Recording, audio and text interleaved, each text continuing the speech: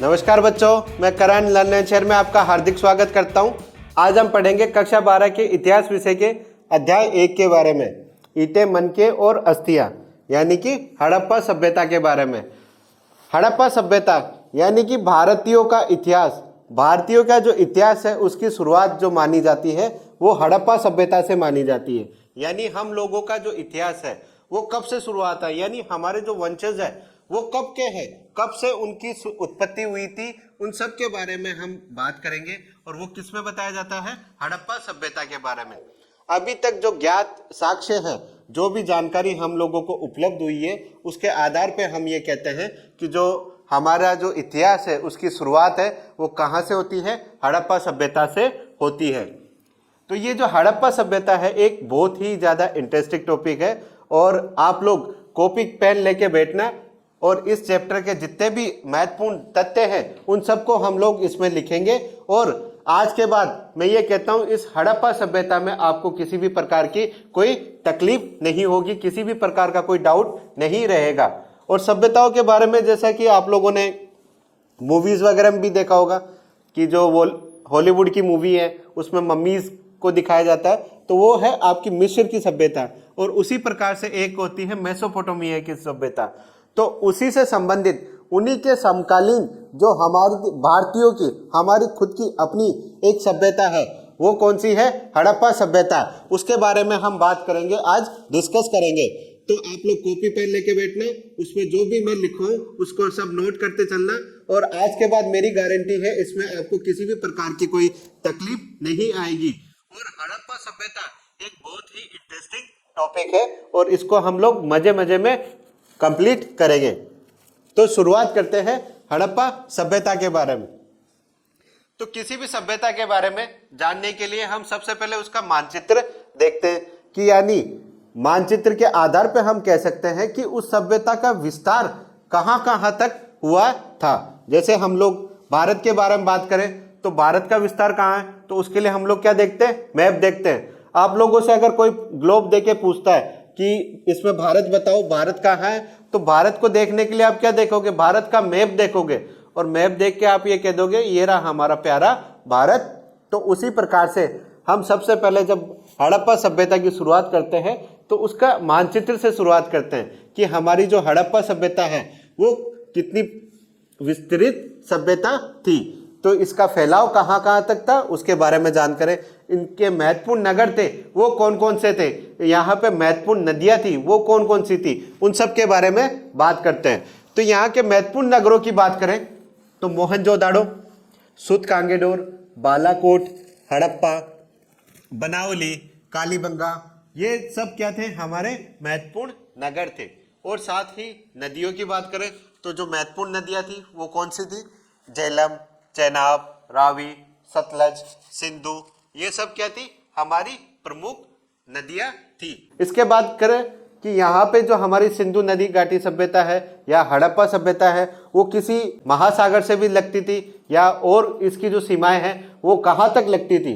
तो इसकी बात करें महासागर की, तो ये आप देख पा रहे हो, ये है हमारा अरब सागर। वर्तमान में जहाँ पे मुंबई जो स्थित है, मुंबई स्थित है ना, मुंबई गुजरात, ये किस किनारे स्थित है? अरब सागर के किनारे।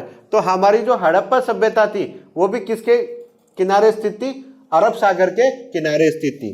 तो ये तो बात होगी महत्वपूर्ण नगरों की, महत्वपूर्ण नदियों के बारे में, महत्वपूर्ण जो सागर था उसके बारे में।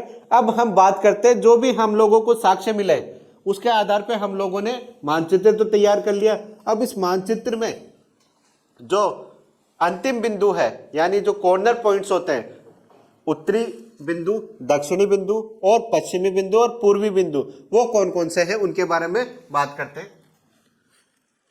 तो सबसे पहले हम बात करते हैं उत्तरी बिंदु की, यानी नॉर्थ में सबसे लास्ट में जो इसका स्थल खोजा गया है अभी तक वो कौन सा है? मांडा। और ये मांडा कहां पर स्थित है? वर्तमान में जम्मू कश्मीर में स्थित है। और इसका जो दक्षिणतम बिंदु है, दक्षिणतम बिंदु कौन सा है? दायमाबाद। और ये दायमाबाद कहाँ स्थित है बच्चों? वर्तमान में महाराष्ट्र में। वर्तमान में जो महाराष्ट्र में जो है वो कौन सा है? दक्षिणतम बिंदु। उसके बाद बात करें पश्चिमी बिंदु। पश्चिमी बिंदु कौन सा है इसका? सुत कांगेडोर। और ये कहां पर स्थित है? वर्तमान में पाकिस्तान में। वर्तमान के पाकिस्तान में जो इसका पश्चिमी बिंदु स्थित है वो कौन सा है? सुत कांगेडोर। अब बात कर रहे हैं पूर्वी बिंदु की। ये जो पूर्वी बिंदु है वो कौन सा है? वो है आपका आलमगीरपुर।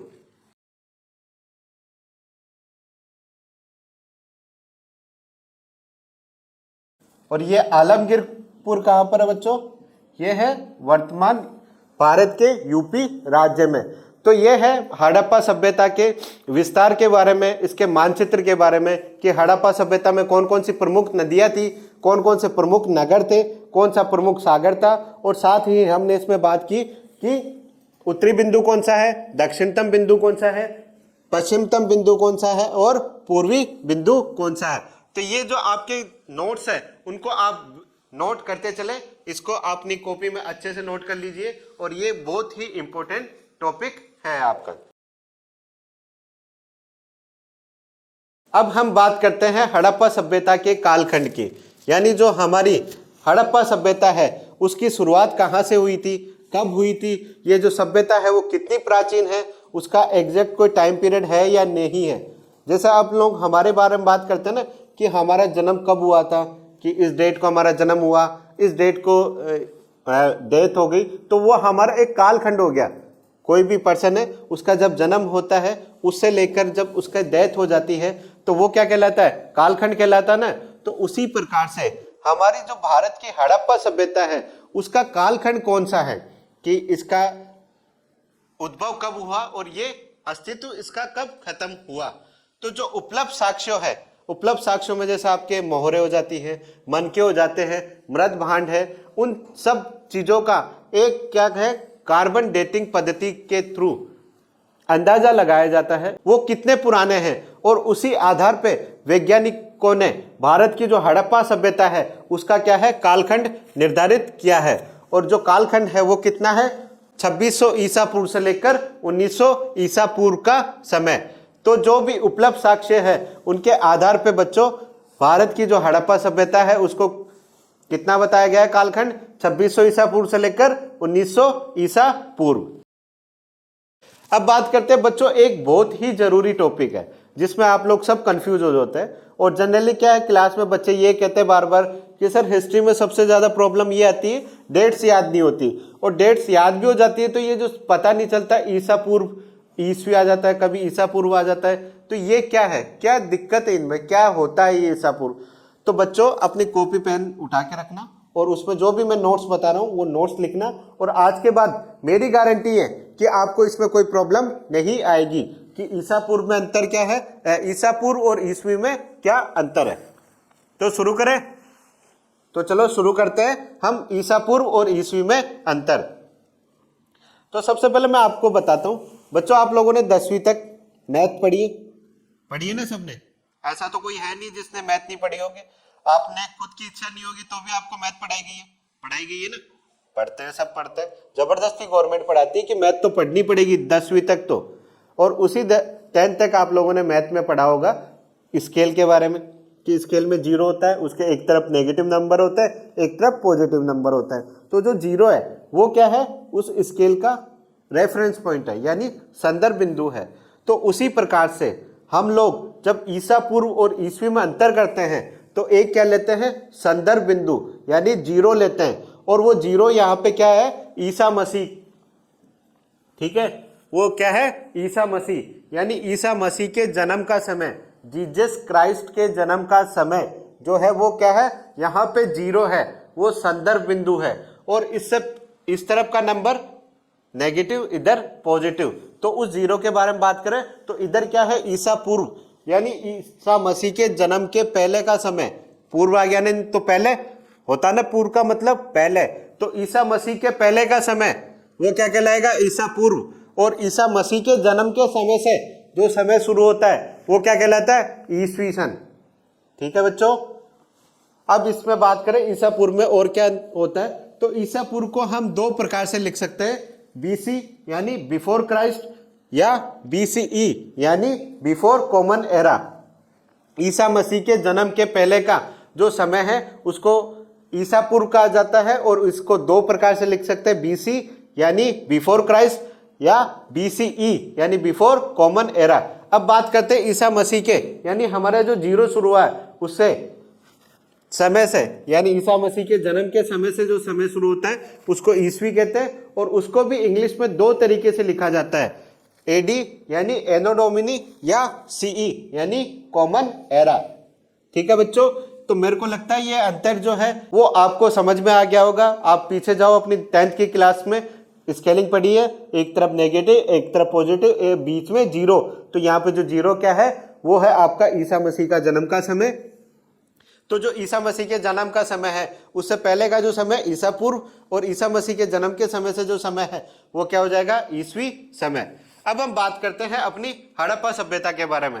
जैसा मैंने आपको बताया हड़प्पा सभ्यता कितनी पुरानी थी, उसका कालखंड कितना, 2600 ईसा पूर्व।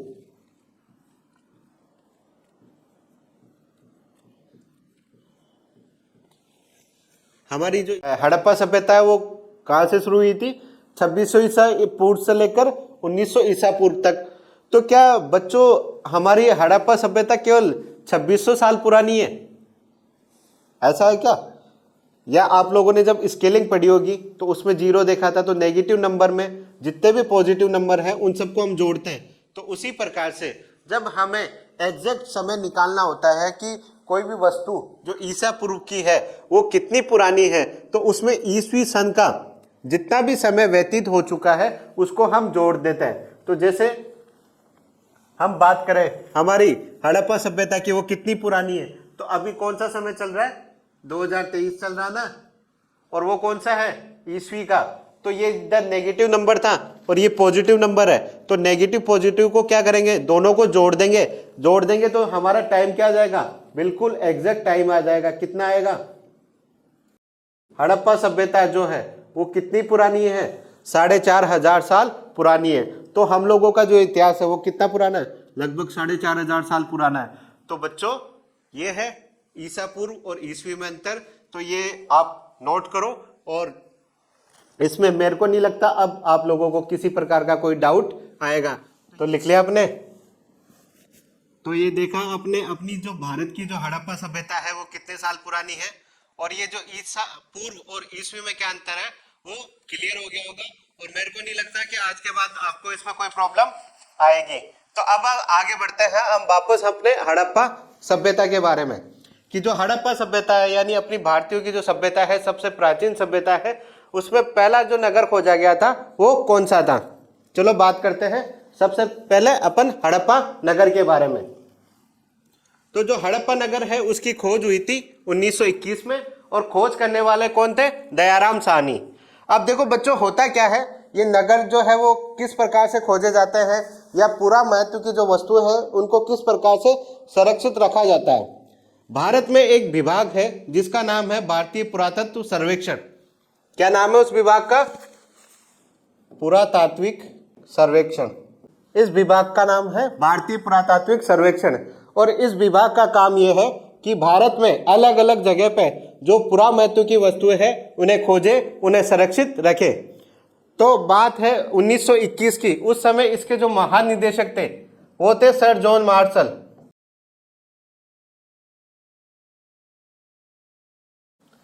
कौन थे महानिदेशक, सर जॉन मार्शल। इन्होंने क्या है अलग अलग जगह पे अलग अलग कमेटियां गठित कर रखी थी, और उनको ये काम दे रखा था जो भी पुरा वस्तु है वो हमें मिले उसको उजागर करना है, उससे जो भी साक्ष्य अवेलेबल होते हैं उन साक्ष्यों का हमें अध्ययन करना है। और इसी प्रकार से एक कमेटी गठित थी जिस कमेटी के अध्यक्ष थे भारतीय पुरातात्विक सर्वेक्षण के सदस्य और दयाराम साहनी। और इन दयाराम साहनी ने एक नगर खोजा जो वर्तमान में पाकिस्तान में स्थित है, और उस नगर का नाम क्या है, हड़प्पा नगर। और यहीं से हमारी भारतीय हड़प्पा सभ्यता की शुरुआत मानी जाती है, यहीं से भारतीय हड़प्पा सभ्यता को खोजा गया था। तो यह है दयाराम साहनी जिन्होंने हड़प्पा नगर खोजा था। अब बात करते हैं और कौन सा महत्वपूर्ण नगर खोजा गया था। तो दूसरा जो महत्वपूर्ण नगर है वो है मोहनजोदाड़ो। तो जैसे मैंने भी आपको बताया कि यहाँ पे कई कमेटियां गठित की गई थी, और उन्हीं एक कमेटी में से हड़प्पा नगर खोजा गया। और जो दूसरी कमेटी थी उसके जो अध्यक्ष थे वो थे राखलदास बनर्जी, जिन्हें हम आर.डी. बनर्जी के नाम से भी जानते हैं। उन्होंने अगले ही साल वर्तमान पाकिस्तान में स्थित मोहनजोदड़ो शहर को खोज निकाला। ठीक है, तो सबसे पहले कौन सा नगर खोजा गया? हड़प्पा नगर। कब? 1921 में। किसने खोजा? दयाराम साहनी ने। ये भारतीय पुरातत्ववेत्ता थे। पुरातत्ववेद का मतलब होता है बच्चों, जो पुरानी जो वस्तुएं होती है ना, हमारे जैसे कहते हैं पुराने मंदिर है, पुराने जो जगह है, जैसे महल हो गए, और भी बहुत सारी वस्तुएं हैं। जैसे ये आज के टाइम पे इस तरीके का पेन यूज करते हैं, तो पुराने जमाने में किस तरीके से वो पेन यूज करते थे। तो जो भी पुरानी वस्तुएं हैं उनको ये लोग खोजते हैं, उनका संरक्षण करते हैं और उनके बारे में जानकारी जुटाते हैं कि हमारे जो पूर्वज वो जो थे वो किस प्रकार से रहा करते थे। तो वो जो लोग होते हैं वो क्या कहलाते हैं? पुरातत्वविद कहलाते हैं। तो दयाराम साहनी जिन्होंने हड़प्पा नगर खोजा, उसके बाद में मोहनजोदड़ो किसने खोजा? राखलदास बनर्जी ने। और कब खोजा? 1922 में। दोनों बहुत ही ज्यादा इंपॉर्टेंट क्वेश्चन है। और ये थे आपके राखलदास बनर्जी, जिन्हें हम आर.डी. बनर्जी के नाम से भी जानते हैं। इनका जो सन और किसने खोजा, कब खोजा, इन सब के बारे में आपको अच्छे से पता होना चाहिए। इसको अच्छे से आप लोग अपनी कॉपी में नोट कर लीजिए। तो आगे बढ़े। अब बात करते हैं नामकरण की, यानी ये जो सभ्यता है उसका हम लोग हड़प्पा सभ्यता ही क्यों कहते हैं, इसको और कोई नाम क्यों नहीं दिया गया।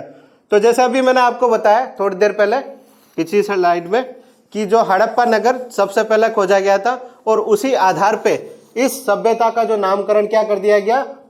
हड़प्पा सभ्यता।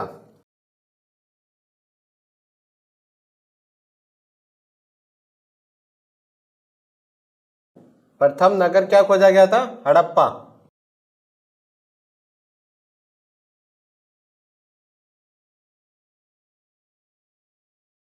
तो बच्चों हड़प्पा सभ्यता क्यों कहा जाता है? क्योंकि अपन ने जो प्रथम नगर खोजा गया था इस सभ्यता का, वो कौन सा था? हड़प्पा नगर। और इसी वजह से इस सभ्यता को प्रथम जो नाम दिया गया वो क्या दिया गया? हड़प्पा सभ्यता। अब बात करते हैं इसका और भी कोई नाम है क्या? हाँ बिल्कुल, इसका एक नाम और है, और वो क्या है? सिंधु घाटी सभ्यता। सबसे ज्यादा जो प्रचलित जो नाम है इस सभ्यता का वो क्या है? सिंधु घाटी सभ्यता। और इसको सिंधु घाटी सभ्यता क्यों कहा जाता है?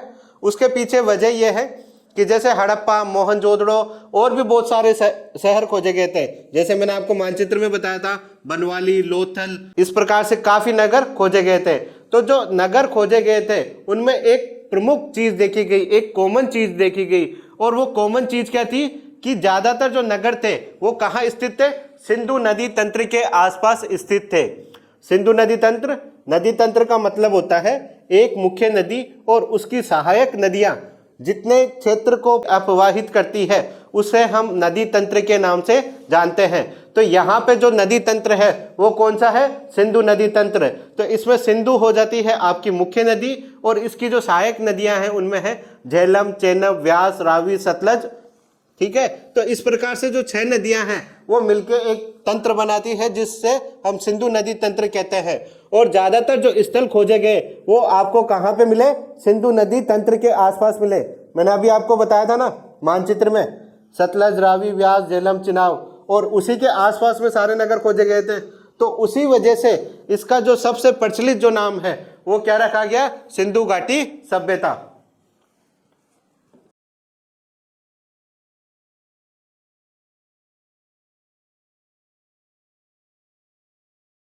क्यों रखा गया है सिंधु घाटी सभ्यता?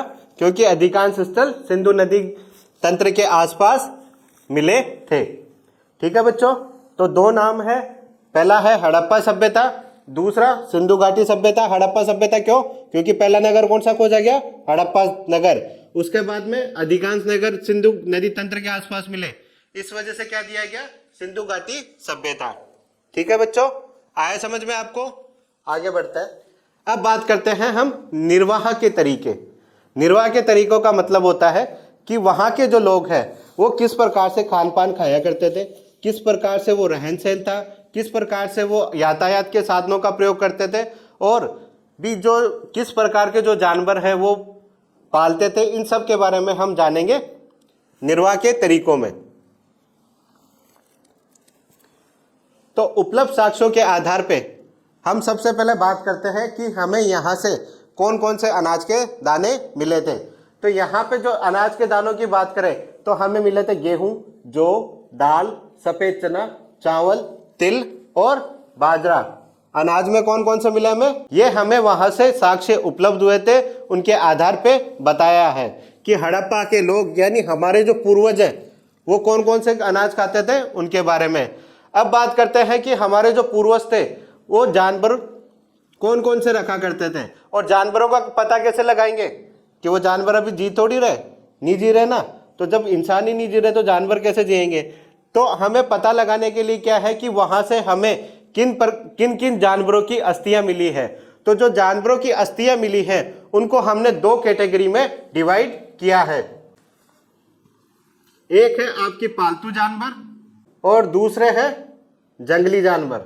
जानवरों की दो प्रजातियां पाई गई है, एक है जंगली जानवर, दूसरे है पालतू जानवर। अब जंगली जानवरों में पालतू जानवरों में किन किन की अस्थियां मिली है, तो वो मिली है हमें सबसे पहले पालतू जानवरों की बात करें तो पालतू जानवरों में हमें मिले हैं बकरी, भेड़, सुअर। और जंगली जानवरों की बात करें तो जंगली जानवरों में मिले हैं हमें वरहा, सूअर, घड़ियाल और हिरण। तो बच्चों में दो प्रकार के जानवरों की अस्थियां मिली है, एक पालतू जानवर जिनको हम घर में पालते हैं, और उन जानवरों में कौन कौन से जानवर मिले हैं हमें, बकरी, भेड़, सूअर और भैंस। ठीक है, कौन सी मिली है, भैंस। और जंगली जानवर यानी जो जंगलों में जानवर पाए जाते हैं जो कौन कौन से हैं, वरहा, सूअर, घड़ियाल और हिरण। तो ये हमें वहां पे जो अस्थियां मिली थी जानवरों की उनके आधार पे कहा है कि हड़प्पा के लोग किन जानवरों का पालन पोषण किया करते थे और कौन से जानवर जंगलों में पाया करते थे। आगे बात करें, हमें कुछ पक्षियों की भी हड्डियां मिली हैं जिनके आधार पे हम कह सकते हैं कि वहां के जो लोग हैं पक्षियों का भी पालन पोषण किया करते थे या वो वहां पे पक्षियां भी पाई जाती थी। और साथ ही हमें मछली पालन के भी वहां पे अवशेष मिले हैं। ठीक है, आगे हम बात करते हैं कृषि प्रौद्योगिकी, यानी कि हमारे जो पूर्वज है हड़प्पा सभ्यता के जो लोग हैं वो किस प्रकार से खेती किया करते थे। तो चलिए बात करें कृषि प्रौद्योगिकी। तो ये बच्चों सबसे ज़्यादा जरूरी टॉपिक है। इनमें जो जो जगह मैं बता रहा हूँ कि कहाँ से हमें कौन से साक्ष्य मिले हैं ये बहुत इंपॉर्टेंट है। अपनी बुक में नोटबुक में अच्छे से नोट कर लेना। बाद में ये मत करना कि सर बताया नहीं, क्वेश्चन आ गया। ये आपके वन लाइनर और वन ऑब्जेक्टिव जो क्वेश्चन होते हैं उनमें काफ़ी ज़्यादा आते हैं। ठीक है, तो आप लोग अच्छे से देखना कि ये कौन कौन से साक्ष्य हैं जो हमें कहाँ से मिले हैं। तो कृषि प्रौद्योगिकी की शुरुआत करते हैं। तो सबसे पहले हम देखते हैं चोलिस्तान। अब ये चोलिस्तान कहाँ है बच्चों, तो ये जो चोलिस्तान है ये है अपना जो राजस्थान में जो थार रेगिस्तान है उसका जो भाग पाकिस्तान में है उसको हम चोलिस्तान के नाम से जानते हैं। तो चोलिस्तान और बनवाली जो अपने भारत के हरियाणा में है वहां से हमें क्या मिले हैं, मिट्टी के हल मिले हैं। और इस आधार पे हम कह सकते हैं कि भारत के जो हड़प्पा सभ्यता के जो लोग हैं वो उस समय भी खेतों की जुताई किया करते थे। तो आगे बात करें कालीबंगा से। कालीबंगा जो राजस्थान में स्थित है इसको कालीबंगन भी कहते हैं और कालीबंगा भी कहते हैं। दोनों में कंफ्यूज मत होना, एक ही बात है, कालीबंगन और कालीबंगा। और वो कहाँ पर है, राजस्थान में। तो यहाँ की बात करें तो यहाँ से हमें क्या साक्ष्य मिले, वो मिले जूते हुए खेतों के साक्ष्य। ठीक है बच्चों, कौन से साक्ष्य मिले, जूते हुए खेतों से के साक्ष्य। चोलिस्तान बनवाली से मिट्टी का हल मिला और कालीबंगा से क्या मिला, जूते हुए खेतों के साक्ष्य। और साथ ही कालीबंगा से हमें जो खेत मिले उनमें समकोण लाइनें मिली और उन समकोण लाइनों के आधार पे जो पुरातत्वविद है उन्होंने ये कहा कि यहाँ पे एक साथ में दो प्रकार की खेती किया करते थे। ठीक है बच्चों, आगे बढ़े तो आगे बताया गया है शोटुगई। ये कहां पर है, अफगानिस्तान में। यहां से हमें क्या मिले, नहरों के साक्ष्य। यानी नहरों के साक्ष्य मिलने का मतलब ये है कि हड़प्पा के लोग भी सिंचाई किया करते थे और सिंचाई किससे करते थे, नहरों से करते थे। ठीक है, तो यहाँ पर सिंचाई के साधनों की बात करें कि सिंचाई के साधन कौन कौन से थे, तो पहला नहरों के कहां से मिले पे साक्ष्य, शोटुगई से। उसके बाद बात करें धोलावीरा गुजरात में, यहाँ पे क्या मिले हैं? जलाशयों के साक्ष्य। और जलाशय भी किस काम में आते हैं? सिंचाई के काम में आते हैं। ये बच्चों काफी इंपॉर्टेंट है, अपने नोटबुक में अच्छे से नोट कर लेना और अच्छे से याद कर लेना। आगे बात करें कि अब वो फसलों की कटाई के लिए किन किन औजारों का वो यूज में लिया करते थे, तो वहां पे जो हमें साक्ष्य मिले हैं, तो इस तरीके से हमें क्या देखने को मिले? हथियार मिले हैं, औजार मिले हैं। और ये औजार ज्यादातर या तो बने होते थे पत्थर के या बने होते कुछ धातुओं के। और इनका जो हाथ में पकड़ने का जो कहते हैं ना अपन हत्था, हैंडल, जो हैंडल होता था वो किसका बना होता था? पत्थर का बना हुआ होता था। या कुछ जगह पे जो किसका बनता था? धातु का बनता था। तो इन सब औजारों से भारत के जो हड़प्पावासी है वो क्या करते थे? फसलों की कटाई किया करते थे। ठीक है, तो ये था आपका हड़प्पा सभ्यता के जो लोग हैं वो किस प्रकार से खेती किया करते थे। अब आगे बढ़ते हैं, यहाँ का जो सबसे प्रमुख नगर है उसके बारे में, यानी कि मोहनजोदड़ो के बारे में। आप सब लोगों ने मोहनजोदड़ो के बारे में खूब सुना होगा, मूवी भी देखी होगी कि मोहनजोदड़ो, और इसके अलावा यूट्यूब पे भी ढेर सारे वीडियो पड़े हुए हैं मोहनजोदड़ो मोहनजोदड़ो। हड़प्पा नगर से भी ज्यादा जो फेमस जो नगर है वो कौन सा है? आपका मोहनजोदड़ो। तो अब बात करें, ये मोहनजोदड़ो बार बार जगह जगह हमें मोहनजोदड़ो क्यों सुनने को मिलता है? मूवी तक बना दी लोगों ने, क्यों बनाई? तो कुछ तो खास होगा ना। तो वो क्या खासियत है उसी के बारे में हम बात करते हैं। तो अब बात करें हम मोहनजोदड़ो में क्या खासियत थी, तो ये था आपका मोहनजोदड़ो का मानचित्र। जैसे अपन ने सबसे पहले जब हड़प्पा सभ्यता की पढ़ना स्टार्ट किया था तो मानचित्र देखा था ना, उसी प्रकार से मोहनजोदड़ो का मानचित्र देखते हैं कि इस मानचित्र के आधार पे क्या विशेषता हमको लगती है।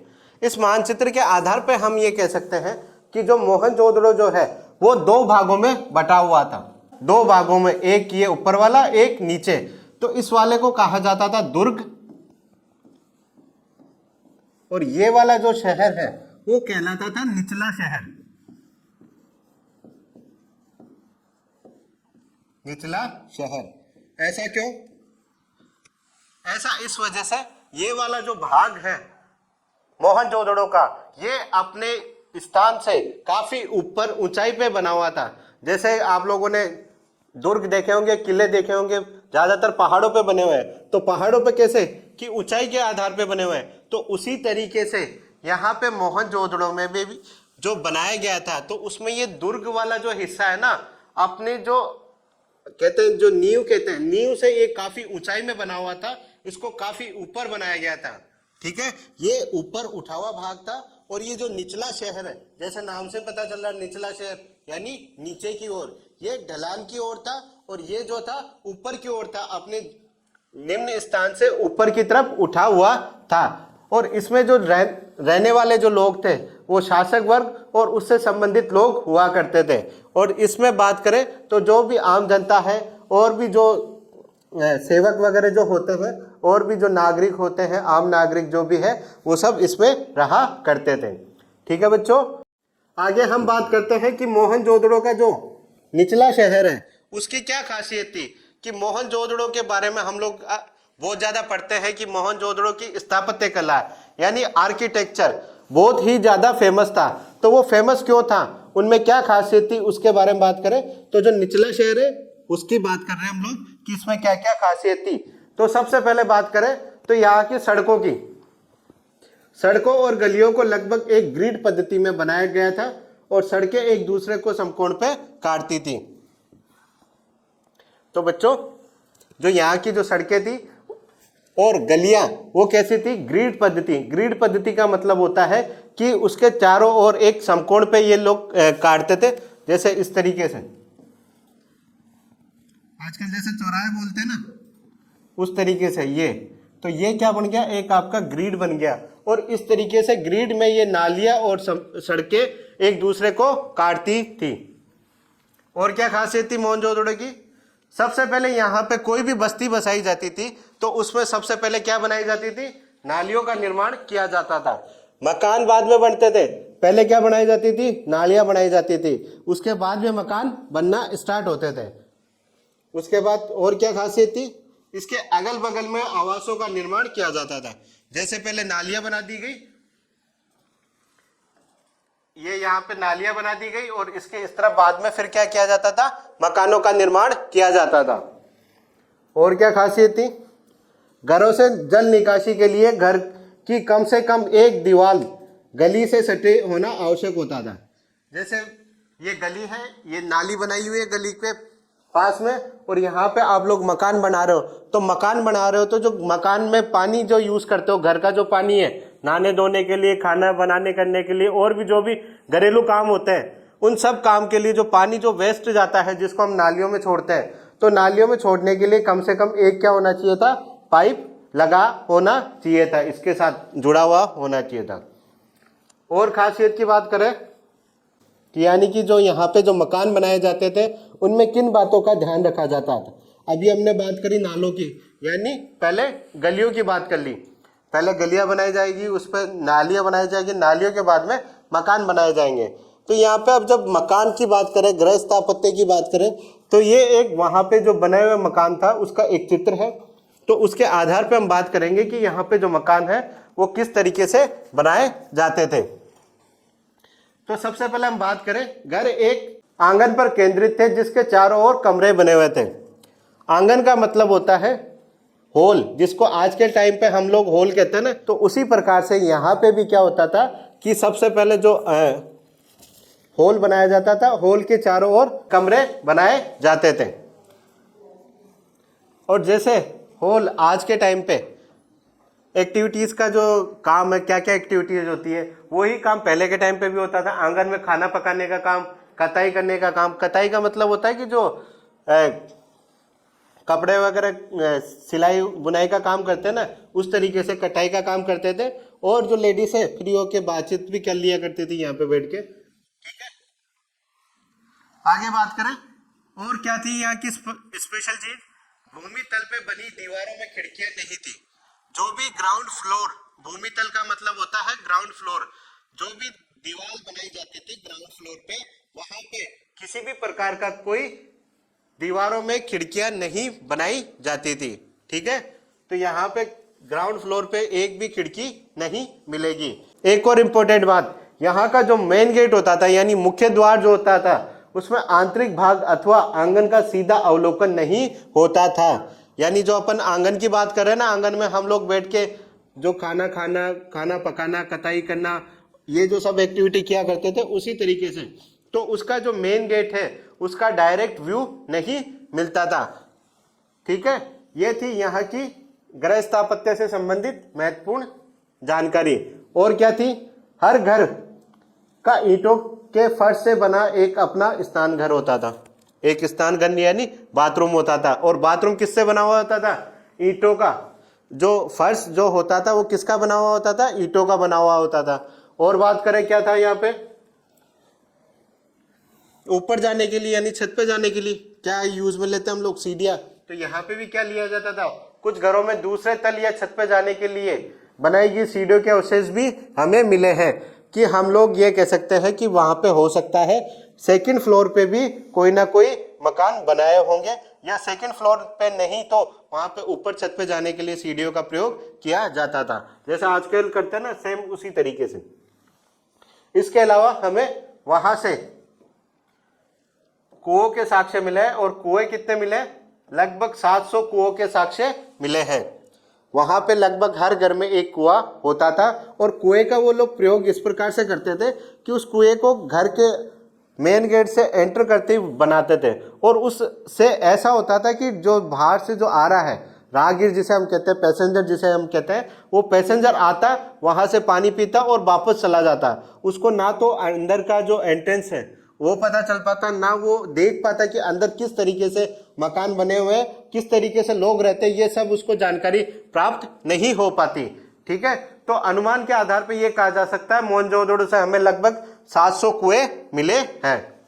तो ये था हमारा मोहनजोदड़ो का गृह स्थापत्य के बारे में, कि यहाँ पे जो भी ग्राउंड फ्लोर की दीवारें थी वहां पे खिड़कियां नहीं होती थी। और एक और इम्पोर्टेंट बात, वहां पे जो गेट होते थे ना, वो मेन रोड की तरफ नहीं खुलते थे, पीछे की तरफ खुलते थे। आजकल जो भी गेट होते हैं, देखा ना आप सब लोगों ने, जानते हो ना अच्छी तरीके से, जो भी मेन गेट होते हैं कहाँ खुलते हैं, सड़क की ओर खुलते हैं, यहाँ पे उल्टा था, यहाँ पे सड़क की तरफ कोई गेट नहीं खुलता था और ना ही यहाँ पे जो ग्राउंड फ्लोर की दीवारें हैं वहां पे किसी प्रकार की कोई खिड़कियां हुआ करती थी। ठीक है, ये है हमारा मोहनजोदड़ो। अब बात करते हैं जो दूसरा है दुर्ग। ये था अपना निचला शहर, कि निचला शहर में क्या क्या इंपॉर्टेंट था। तो यहाँ पे इंपॉर्टेंट में एक तो नालों का निर्माण, कि नालियाँ किस प्रकार से बनाई गई थी। नालियाँ ग्रिड पद्धति से बनाई गई थी। पहले गलियाँ बनाई जाती थी, फिर नालियाँ बनाई जाती थी, और नालियों से अगर आप बाद में मकान बनाए जाते थे, और मकान में ये था कि आपकी कम से कम एक दीवार नालियों से कनेक्ट होती थी ताकि पानी जो है घर का वो नालियों में आ सके। ठीक है, उसके बाद गृह स्थापत्य कला। तो गृह स्थापत्य कला में आपने देखा कि एक आंगन होता था, उसके चारों ओर कमरे बनाए गए थे, एंट्रेंस होता था जिसमें एंट्रेंस से आपको डायरेक्ट व्यू नहीं मिलता था कि आंगन किस प्रकार से किस तरफ से है, और जो ग्राउंड फ्लोर की दीवारें हैं वहां से आपको कोई भी खिड़की नहीं मिलेगी। तो ये थी गृह स्थापत्य कला निचले शहर की। और हमने बात करी थी जो मोहनजोदड़ो है वो 2 पार्ट में बटा हुआ था। दूसरा पार्ट कौन सा था? दुर्ग। अब बात करें हम दुर्ग से हमें क्या क्या चीजें मिली है। तो दुर्ग से हमें एक तो मिला है माल गोदाम। माल गोदाम यानी अन्नागार, इसको हम क्या कह सकते हैं? और अन्नागार। माल गोदाम को हम और किस नाम से जान सकते हैं? अन्नागार। अन्नागार का मतलब जो हमारे लिए अन्न रखने का जगह हो। यहाँ पे क्या होता था कि बड़े लेवल पे किसी भी सामान का यानी अन्नों का जो भी खाद्यान्न थे, अनाज थे, उनका क्या किया जाता था? स्टोरेज किया जाता था। और जो हमें साक्ष्य मिले हैं उस आधार पे हम ये कह सकते हैं कि जो अन्न रखने का जो सामान वो बनाए गए थे वस्तु, जिसे हम माल गोदाम कहते हैं, उसका जो ऊपर का हिस्सा जो है वो अब अवशेष नहीं बचा है। क्यों? हो सकता है कि वो लकड़ी का बना हो, और लकड़ी क्या है इस अब तक वो गल चुकी होगी। ठीक है, और फिर दूसरा है विशाल स्नानागार यानी स्विमिंग पूल। सब लोग जानते हैं अच्छे से, कुछ इस तरीके से होता है कि आज का स्विमिंग पूल। तो ये आज का नहीं है, ये है मोहनजोदड़ो के समय का, लगभग 4500 साल पहले। तो अब आप ये सोच सकते हो कि हमारी जो भारतीय जो है, भारतीयों को कहते हैं ना विश्व गुरु थे, तो वो विश्व गुरु ऐसे थोड़ी कहा जाता है। हम 4500 साल पहले भी इस तरीके का स्विमिंग पूल बना चुके थे, इस तरीके से नालियां बना चुके थे, जो आज के टाइम पे नहीं है, वो उस टाइम पे बना चुके थे 4500 साल पहले। तो आप खुद पे गर्व कर सकते हो हमारे जो पूर्वज थे वो कितने इंटेलिजेंट थे। तो ये बात करते हैं हम स्नानागार की, विशाल स्नानागार के।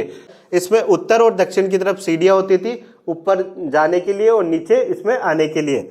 इसका जो फर्श है वो ईंटों से बनाया जाता था, और साथ ही इसमें मोटार का यूज किया जाता था जिप्सम के साथ में। मोटार का मतलब होता है मसाला। जो आजकल अपन जब बिल्डिंग बनाते हैं तो वो सीमेंट और बजरी मिला के करते हैं ना, उसी तरीके से उसको जो मसाला बोलते हैं, तो वो मसाले की बात कर रहे हैं। तो यहाँ पे जो मसाला यूज किया जाता था वो किसका यूज किया जाता था? जिप्सम का। और जिप्सम क्या होता है? पानी सोखने का काम करता है, वो पानी को नीचे नहीं जाने देता। यहाँ पे जिप्सम का लेप किया जाता था, जिप्सम के मसाले का प्रयोग किया जाता था, और ईंटों का फर्श बनाया जाता था, जिससे क्या होता था कि पानी नीचे ना जा पाए। ठीक है, तो यहां से जो दुर्ग की जो खासियत है वो 2 हमें वस्तुएं मिली हैं, एक तो माल गोदाम, दूसरा विशाल स्नानागार। तो आगे बढ़े क्या? तो अब हम बात करते हैं, तो लेकिन उससे पहले मैं आपको बता दूं बच्चों, मोहनजोदड़ो के रिगार्डिंग एक आपको बहुत इंपॉर्टेंट क्वेश्चन आता है, और ये लगभग 4 नंबर का क्वेश्चन बनता है कि मोहनजोदड़ो एक नियोजित शहर है, इस पंक्ति को स्पष्ट करें। तो स्पष्ट करने के लिए आपको अभी जो मैंने 2 पार्ट बताए, पहला आपको बताना है उसके कितने भागों में बसा हुआ है, दुर्ग और निचला शहर, और उसके जो बाकी के पार्ट बताए, नालों का निर्माण, गृह स्थापत्य कला और दुर्ग, दुर्ग में क्या क्या जो वस्तुएं मिली उनके बारे में। तो इनके बारे में आपको कंप्लीट डिटेल में लिखना है इस पंक्ति को स्पष्ट करने के लिए। ठीक है, आए समझ में? और किसी प्रकार का डाउट हो तो बता देना। नहीं है ना कोई डाउट? तो बढ़े आगे। अब बात करते हैं सामाजिक भिन्नताओं का अवलोकन। सामाजिक भिन्नताओं का मतलब होता है कि हम जो सोसाइटी में रहते हैं, आज भी हम सोसाइटी में रहते हैं ना, अलग थोड़ी रहते हो, कोई जंगलों में थोड़ी रहते हो। हाँ, तो उसकी बात करते हैं सोसाइटी की। सब लोग सोसाइटी में रहते हैं, तो उसमें किस प्रकार से अलग दिखा जाता है। अलग दिखने का मतलब ये है कि किसी को तो हम कहते हैं कि ये बहुत पैसे वाला है, और किसी को कहते हैं ये गरीब है, दूर रखो इसको, और किसी को कहते हैं ये मिडिल क्लास है। तो वो किस आधार पे कहते हैं, क्यों कहते हैं, है ना, वो किन आधार पे कहते हैं, पैसे के आधार पे, कि पैसे वाला है तो उसके पास रहने का तरीका अलग होगा, बड़ा सारा मकान होगा, मकान में भी लग्जरीज आइटम होंगे, बड़ी बड़ी कारें होंगी, शानदार ओडी ओडी जैसी, तो इस तरीके से सब होगा उसके पास। और गरीब आदमी के पास खाने के पैसे नहीं होंगे, कपड़े भी ऐसे फटे पुराने पहनता रहता है। और जो मिडिल क्लास है वो कैसे जैसे अपना गुजारा करता रहता है। गाड़ी की बात करो तो 2 व्हीलर मिल जाएगी नॉर्मल उसके पास, कपड़े भी ठीक ठाक उसके पास मिल जाएंगे, तो वो क्या है, उसको हम किस कैटेगरी में कहते थे, ये मिडिल क्लास है, ठीक है। तो उसी तरीके से यहाँ की बात करें तो यहाँ पे जो सामाजिक भिन्नता है, यानी जो सोसाइटी में लोगों का जो स्टैंडर्ड था वो किस तरीके का था, उसको किन आधार पे हम लोग विभाजित करते हैं, तो वो देखें। तो सबसे पहले तो समाधान, समाधान यानी जो शव को दफन किया जाता है वो किन आधार पे किया जाता था। तो नॉर्मली ये कहा जाता था कि वहां पे जो रॉयल फैमिली है, यानी जो राजकीय जो समाधान है वो किन में किया जाता था, पिरामिडों में। पिरामिडों के बारे में सुना है, नहीं सुना, मैंने अभी स्टार्टिंग में भी बताया था, चैप्टर शुरू हुआ था मम्मी के बारे में, मिस्र की सभ्यता, ठीक है। मैंने बताया था ना कि भारत की जो हड़प्पा सभ्यता है वो मिस्र की सभ्यता और मेसोपोटामिया की सभ्यता के समकालीन है। समकालीन का मतलब होता है एक ही समय वाली, तो है ना। तो यहाँ पे भी क्या था, ये लोग एक दूसरे के साथ अपने संबंध रखते थे और उन्हीं आधार पे जो समाधान किया जाता था। तो उसमें ये बताया गया है कि जो राजकीय समाधान है उसमें हमको कई जगह पे पिरामिडों के अवशेष भी मिले हैं, कि जो राजकीय जो लोग होते हैं ना, राजा वगैरह, उनका समाधान किन में किया जाता था, पिरामिडों में किया जाता था। और साथ ही दूसरे जो लोग हैं उनमें ये देखने को मिला है कि जो गड्ढों में उनको दफन किया जाता था। कुछ के जो गड्ढे हैं वो दीवार के बनाए होते थे, सॉरी ईंटों के बना के उसको अच्छे से ढका जाता था, और उसमें उसकी जो भी मनपसंद चीज़ें हैं जैसे ज्वेलरी वगैरह या और भी कुछ भी मनपसंद चीज़ है वो उसमें रखा जाता था। और कुछ का क्या होता था, बिना दीवार खींचे उसको गड्ढा खोदा और उसमें उसको रख दिया, उसके साथ भी अगर कोई रखनी है तो चीज़ें रख देते, बाकी कोई जरूरी नहीं था, ठीक है। तो ऐसे जैसे ये है ना तांबे का दर्पण यानी कांच, तो किसका बना हुआ था, तांबे का। समाधान करते जो गड्ढा होता है उसमें से मिला है। ये रखने की वजह क्या थी कि ये लोग सब क्यों रखा करते थे, और मिस्र के लोग भी ऐसा ही किया करते थे, पिरामिड बनाते हैं उनके साथ रखते हैं। तो ये क्यों रखते थे, ये रखने के पीछे वजह ये थी, उनका मानना ये था कि जो लोग है जो मर चुका है वो मरने के बाद भी वो किसी दूसरी दुनिया में रहता है और उस दुनिया में जो अपनी मनपसंद चीजें हैं उनका प्रयोग में लेता है। जैसे ये तांबे का दर्पण है तो उसको भी क्या है वो लेने काम में लेना था तो रख दिया। और ज्वेलरी वगैरह है, ज्वेलरी ऐसा नहीं कि केवल औरतों के लिए रखी जाती थी, मेल और फीमेल, आदमी और औरत दोनों के लिए क्या है, जो भी ज्वेलरी आइटम होते थे वो रखे जाते थे, ठीक है। अब बात करते हैं विलासिता की वस्तुओं की खोज। विलासिता का मतलब लग्जरीज आइटम के बारे में। तो यहाँ पे लग्जरी आइटम की बात करें तो यहाँ से हम लोगों को जो भी अवशेष मिले हैं उनके आधार पे हम बात करें तो लग्जरी आइटम कौन सा होता है, जो बहुत कम मिलता है, ठीक है। बहुत कम यानी जिनकी कीमत या तो बहुत ज़्यादा होती है, जिनको बाहर से मंगाना पड़ता है, अपने लोकल मार्केट में अवेलेबल नहीं होता, बाहर से मंगाना पड़ता है, बाहर की जो मटेरियल है उनसे बना हुआ है, तो उसके आधार पे वो क्या हो जाता था, लग्जरी हो जाता था। तो यहाँ पे जब खोज की गई विलासिता की वस्तुओं की तो सबसे पहले खोजने में हमको ज़्यादातर नॉर्मल वस्तुएं मिली, जैसे मृद भांड, मोहरे, मनके वगैरह। ये लगभग हमको एक सब जगह से ये मिलना स्टार्ट हो गए थे, तो उनको हमने एक अलग कैटेगरी में रख दिया कि ये कॉमन कैटेगरी है, ये सब लोग यूज में लिया करते थे। लग्जरी आइटम कौन सा होगा, जो जिसको कम लोग यूज में लिया करते हैं, ठीक है। तो जो ज़्यादातर जगह वस्तुएं अवेलेबल हो रही है, साक्ष्य मिल रहे हैं उनके, तो वो क्या हो गया, हमारे लिए आम वस्तु हो गई। और जो लग्जरी आइटम है वो कहाँ मिलेगा, कुछ जगह पे ही मिलेगा। तो जब खोजते हुए हमें एक पात्र मिला, इस पात्र को हम कहते हैं फियोन्स से बना हुआ पात्र। ये फियोन्स क्या होता है, एक काली मिट्टी से बना हुआ पात्र होता है जिसको काली मिट्टी का लेप लगा के आग में तपा के बनाया जाता था। और इसमें जो मिट्टी का प्रयोग किया जाता था वो मिट्टी भी अपने हड़प्पा के जो स्थल थे वहां पे उपलब्ध नहीं थी। तो जब ये मिला तो हमें ये लगा कि ये वहीं पे मिला है, वही लोग यूज करते होंगे जो पैसे वाले होंगे। लेकिन जब बाद में और इसकी खोज की गई और पुरा स्थल खोजे गए हड़प्पा से संबंधित, तो ये हमें बहुत अधिक मात्रा में मिला और इस आधार पे पुरातत्वविदों ने यह कहा कि फ्योन से बना पात्र भी एक आम उपयोग का पात्र है और ये भी एक कोई विलासिता की वस्तु नहीं है। तो इस प्रकार से हमें कोई भी विलासिता से संबंधित वस्तु नहीं मिली है। ठीक है, तो आया है समझ कि किस प्रकार से हम सामाजिक भिन्नताओं का अवलोकन करते हैं।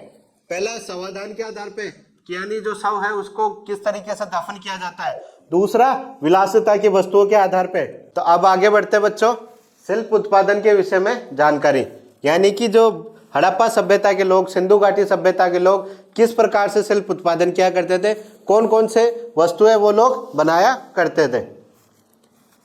तो बात करें शिल्प कार्य कौन कौन से किया करते थे, तो वो लोग करते थे मनके बनाने का, शंख की कटाई। शिल्प कार्यों की बात करें तो मनके बनाने का काम किया करते थे, शंख की कटाई किया करते थे। धातु कर्म उद्योग, धातु कर्म का मतलब होता है कि जो भी धातु होते हैं जैसे सोना, चांदी, कांसा, तांबा, जो भी धातु होते हैं उनसे कोई भी सामान बनाया जाता है तो वो होता है धातु कर्म। ठीक है, तो यहाँ पे धातु कर्म क्या करते थे, मोहर बनाना, मोहर तो जानते हो ना, सील, स्टेम, तो स्टेम बनाने का काम, बाट बनाना, बाट यानी जो वेट होता है, जो वजन तोलने का काम करता है, सामान तोलने का काम करते हैं ना, तो वो काम किया करते थे। शिल्प कार्यों में बाट बनाना, मोहर निर्माण, धातु कर्म, मनके बनाना और शंख की कटाई क्या करते थे। शंख की कटाई करके वो कई प्रकार से वस्तुएं बनाया करते थे। अब यहाँ पे जो सबसे इंपॉर्टेंट जो काम होता था वो मनके बनाने का होता था। मनके यानी जो बीड्स होते हैं ना, जो गले में पहनते हैं ज्वेलरी की तरह, उनकी बात करें जो बीड्स, ठीक है, मनके बनाने का काम यहाँ पे ज्यादा किया जाता था। तो मनकों की बात करें, मनके किस किस से बनाए जाते थे, कार्नियल, कार्नेलियल, कार्नेलियल एक लाल कलर का पत्थर होता है। क्या होता है, कार्नियल एक लाल कलर का पत्थर होता है। और किससे बनाया जाता था बच्चों, एक बनाए जाते थे जेस्पर से, जेस्पर भी एक धातु है। और किससे बनाए जाते थे, कार्नेलियर हो गया, जेस्पर हो गया, और एक बनाए जाते थे स्फटिक और सेल खड़ी। सेल खड़ी जो है एक बहुत ही सॉफ्ट पत्थर होता है। ठीक है, मनके किस किस से बनाए जाते थे, इन सब चीजों से क्या बनाए जाते थे, मनके बनाए जाते थे। अब मनकों में क्या है, डिजाइन की बात करें, आकार की बात करें तो अलग अलग आकार के मनके बनाए जाते थे, जैसे कि शंख आकार के, त्रिभुज आकार के, गोलाकार, अंडाकार, हर प्रकार के जो है मनके यहाँ पे बनाए जाते थे, बेलनाकार, चक्राकार। ठीक है, तो ये मनके बनाने का काम यहाँ पे सबसे ज्यादा होता था। आकार की बात करें तो चक्राकार, बेलनाकार, इन सब का वो लोग प्रयोग किया करते थे। अब बात करते हैं शिल्प उत्पादन केंद्रों की पहचान, यानी कि जो भी धातु कर्म उद्योग किया जाता था, यानी जो शिल्प कार्य किए जाते थे, तो उनके उद्योग केंद्रों की पहचान किस तरीके से की जाती है। ठीक है, आजकल आप लोग कहीं पे भी जाते हो तो जैसे सपोज करो कि आप गए घूमने फिरने और वहां पे आपने देखा कि मार्बल का जो चूरा है वो काफी दूर तक बिखरा हुआ है। मार्बल का जो ऊपर का जो घिसाई करते हुए ना जो कचरा निकलता है वो काफी लॉन्ग एरिया तक बिखरा हुआ है। तो आप उससे क्या अंदाजा लगाओगे, आप सोचोगे कि हो सकता है यहाँ पे क्या हो, मार्बल के कटिंग करने का जो काम होता है, कारखाने जो होते हैं जहाँ पे मूर्तियां वगैरह बनाई जाती है, उसकी और भी मंदिर वगैरह बनाए जाते हैं, वो उसका उद्योग होगा। या आप सपोज करो सुबह सुबह घूमने गए और आपने क्या देखा, रोड पे बाल ही बाल हो रहे हैं, तो आप क्या अंदाजा लगाओगे कि ये दुकान क्या है, हो सकती है नाई की दुकान हो सकता है ना। तो उसी आधार पे कुछ जो पुरातत्वविद है वो इन आधारों पे पता लगाते हैं कि उद्योग केंद्र किस प्रकार का था, वहां पे जो शिल्प उद्योग है वो किस प्रकार का होगा। तो वो क्या क्या चीज देखते थे, तो वो देखते थे प्रस्तर पिंड यानी पत्थर के टुकड़े, पूरे शंख, तांबा अयस्क, ठीक है, जैसा कच्चा माल, इन सब चीजों का कच्चा माल यानी टूटे फूटे जो चीजें होती है, पत्थर का टुकड़ा टूटा हुआ, शंख का और तांबा, इनके जो कच्चा माल होता है उनको देखा करते थे। उसके बाद वो क्या करते थे, उसके बाद बात करें तो अपूर्ण वस्तुएं यानी इनकम्प्लीट गुड्स। तो इनकम्प्लीट गुड्स यानी अपूर्ण वस्तुएं देखा करते थे कि वो कहाँ पे मिली है। उसके बाद बात करें तो त्याग दिया गया माल या कूड़ा कक्कर। अभी जैसे मैंने बताया कि आप कहीं पे गए तो आपको मार्बल का वाइट ही वाइट कलर का वो पाउडरी पाउडर दिखा, तो आपने क्या अंदाजा लगाया कि यहाँ पे मार्बल उद्योग होगा। क्यों लगाया, क्योंकि वहां पे मार्बल का कचरा पड़ा हुआ था, ठीक है, टूटा फूटा पड़ा हुआ था। घूमने फिरने गए तो एक दुकान के पास रुके जहाँ पे बाल ही बाल हो रहे थे, क्या अंदाजा लगाया, नाई की दुकान हो सकती है। तो उसी तरीके से कूड़ा कक्कर और जो बचा कुचा जो माल है जिसको फेंक दिया जाता है, उनको देख के भी हम पता लगा सकते हैं कि ये किस प्रकार का शिल्प उत्पादन केंद्र रहा होगा। उसके बाद बात करते हैं औजार। वहां से जो हमें औजार के जो साक्ष्य मिले हैं कि औजार कौन कौन से मिले हैं, तो उसके आधार पे भी ये पता लगाया जा सकता है कि यहाँ पे किस प्रकार का शिल्प उत्पादन से संबंधित कार्य होता होगा। जैसे सपोज करो कि आप कहीं पे गए, वहां पे आपको मिले ये जैसे हथौड़े, छेनी वगैरह, तो आप क्या अंदाजा लगाओगे कि यहाँ पे हो सकता है जो मकान वगैरह बनाने का काम होता होगा, ठीक है। तो उसी तरीके से जो भी हमें औजार मिलते हैं आज के टाइम पे जिस काम में आ रहे हैं जो औजार, तो वो अगर मिलते हैं तो हम अंदाजा लगा सकते हैं कि यहाँ पे ये काम होता होगा। तो वहां पे भी हमने औजारों के आधार पे ये अंदाजा लगाया है, पता किया है कि यहाँ पे किस प्रकार से शिल्प उत्पादन से संबंधित कार्य हुआ करता होगा। ठीक है, आ गया समझ में। अब आगे बढ़ते हैं। यहाँ पे वो किस प्रकार से व्यापार किया करते थे, और व्यापार में वो कच्चा माल मंगाते भी थे, फिनिश गुड्स यानी बनी हुई चीजें वो बेचते भी थे। तो उनके बारे में बात करें तो सबसे पहले बात करते हैं अब अपने उपमहाद्वीप और उसके आगे आने जाने वाले कच्चे माल के बारे में। तो हड़प्पा सभ्यता के जो लोग उपमहाद्वीप यानी भारतीय प्रायद्वीप में जो भी भारत, पाकिस्तान, बांग्लादेश, अफगानिस्तान, श्रीलंका, ये पूरा क्षेत्र मिलके क्या कहलाता है, उपमहाद्वीप कहलाता है। तो उस उपमहाद्वीप और उसके आगे से आने वाला जो कच्चा माल है उसके बारे में बात करें तो ये जो माल प्राप्त करने का तरीका था उसके लिए वो दो प्रकार से चीजें किया करते थे। पहला ये था कि बस्तियां स्थापित करते थे, जैसे कि अपन ने अभी बात की मनके बनाने के लिए कार्नियल चाहिए, तो अब जो कार्नियल जहां मिलता है वहां पे वो लोग क्या करते थे, बस्तियां बसा लेते थे, यानी परमानेंट सेटलमेंट बना लेते थे। वहां पे लोग बस जाते थे और वहीं से उन चीजों का उत्पादन करना स्टार्ट कर देते थे।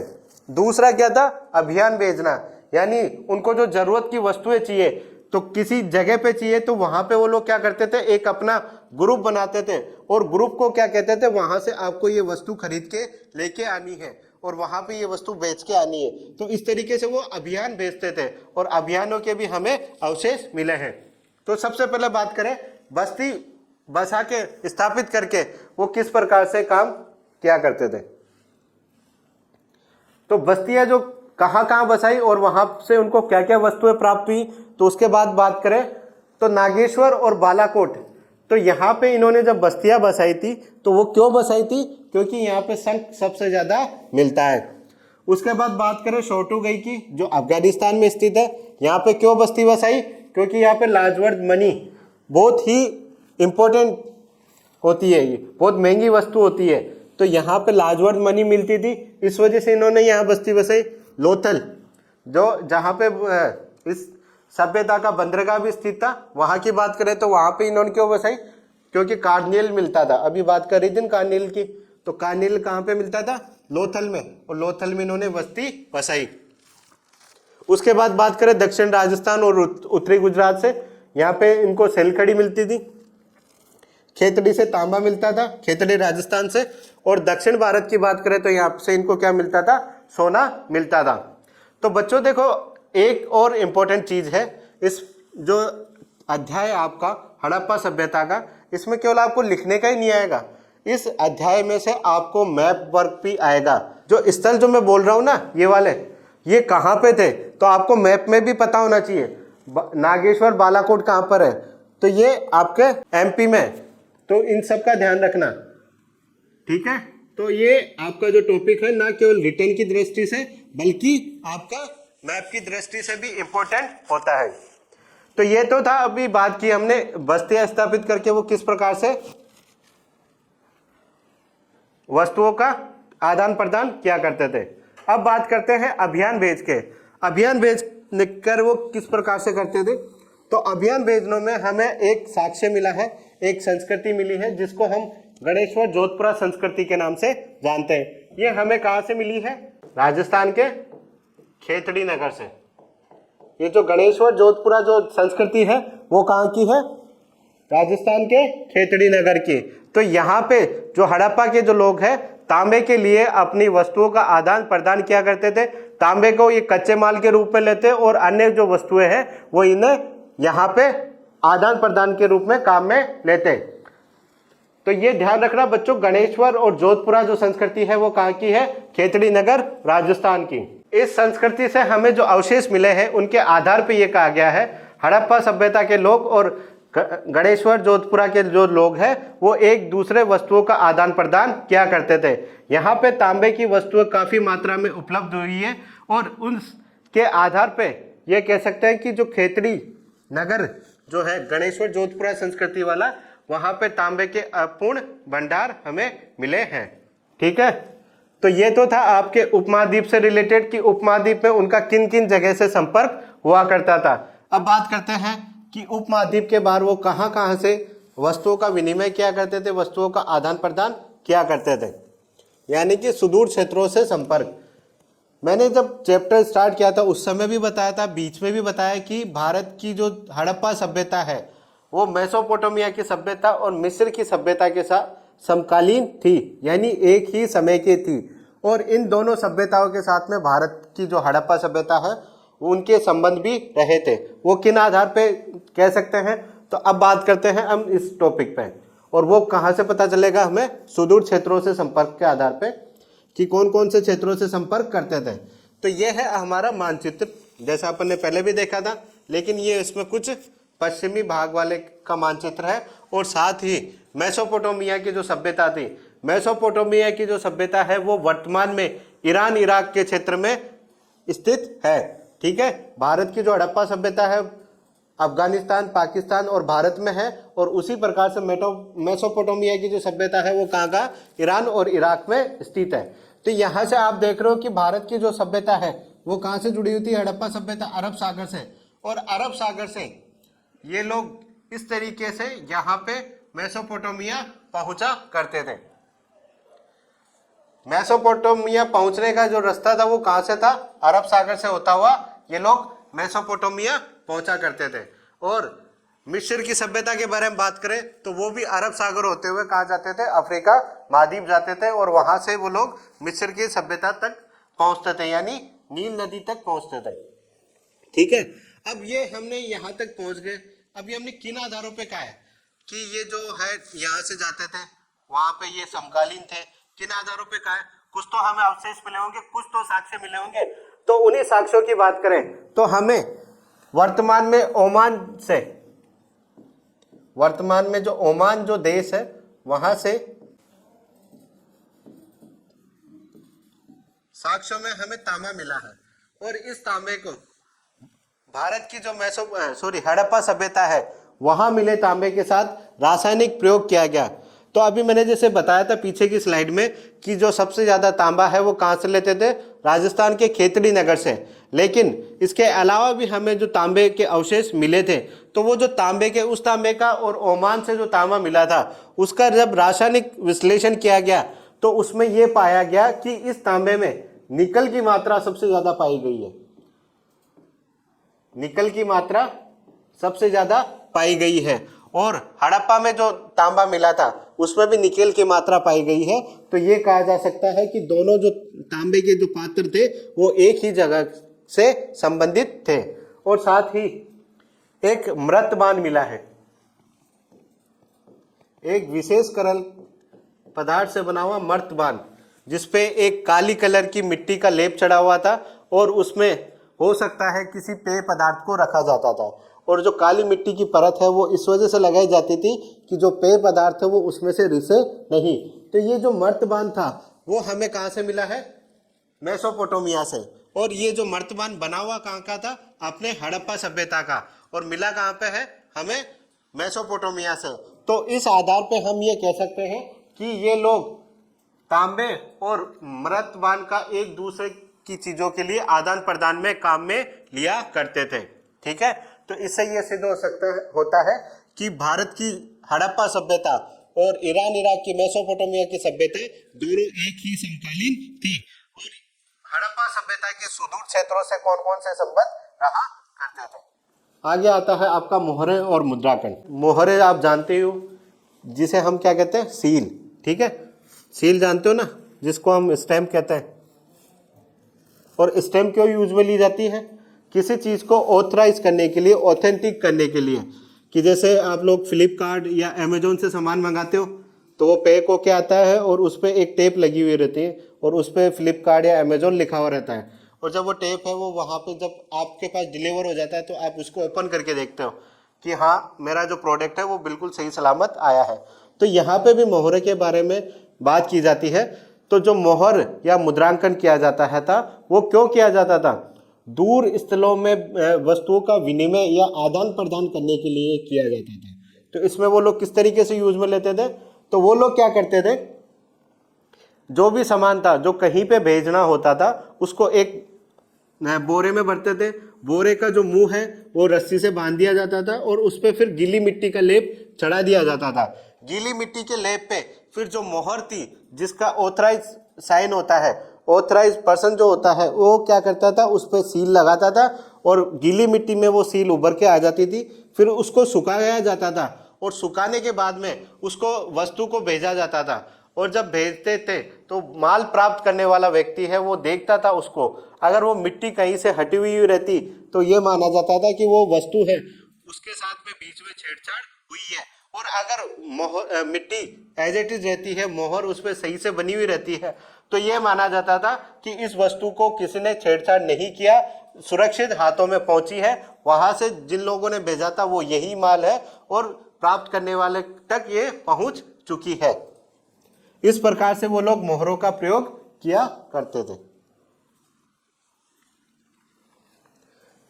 ये इस तरीके की हमें एक मोहर के अवशेष प्राप्त हुए और ये अवशेष कहां से मिला है? हमें रोपड़ से।